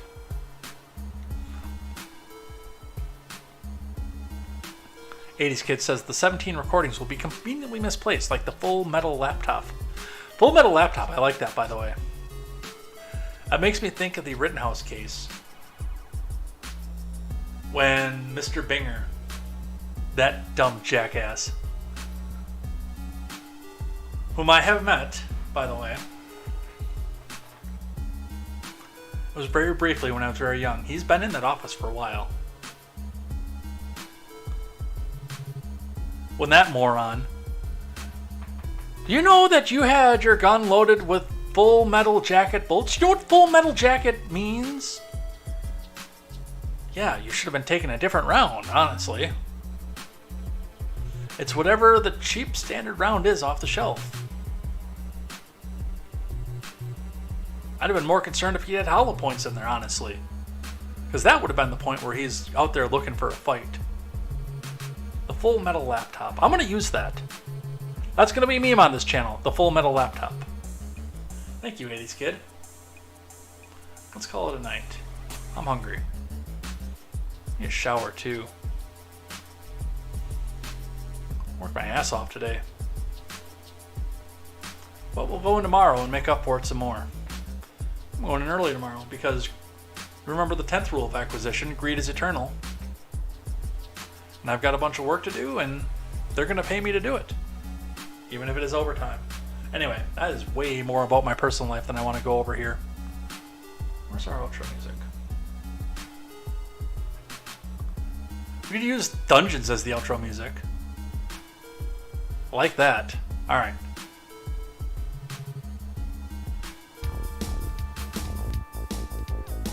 Alright, well, it was a fun and productive show. We got a lot done, a lot to talk about, and, well, a lot going on in the world. So thank you everybody who came by and chatted in the live chat.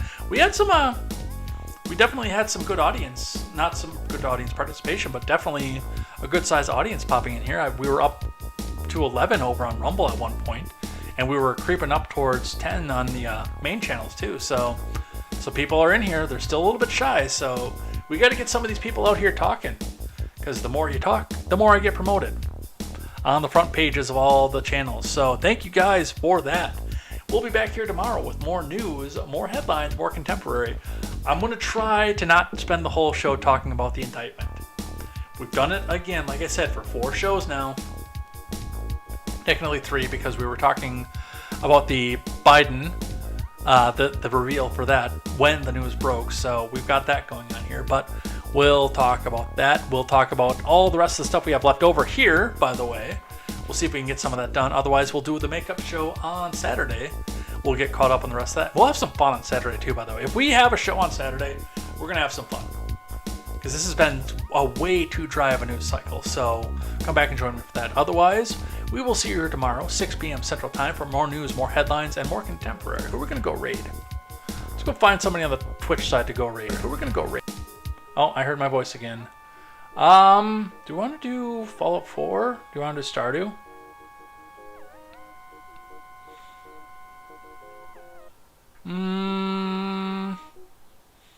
I'll look at this one here for just a sec. Yeah, no, we're not going to do that one.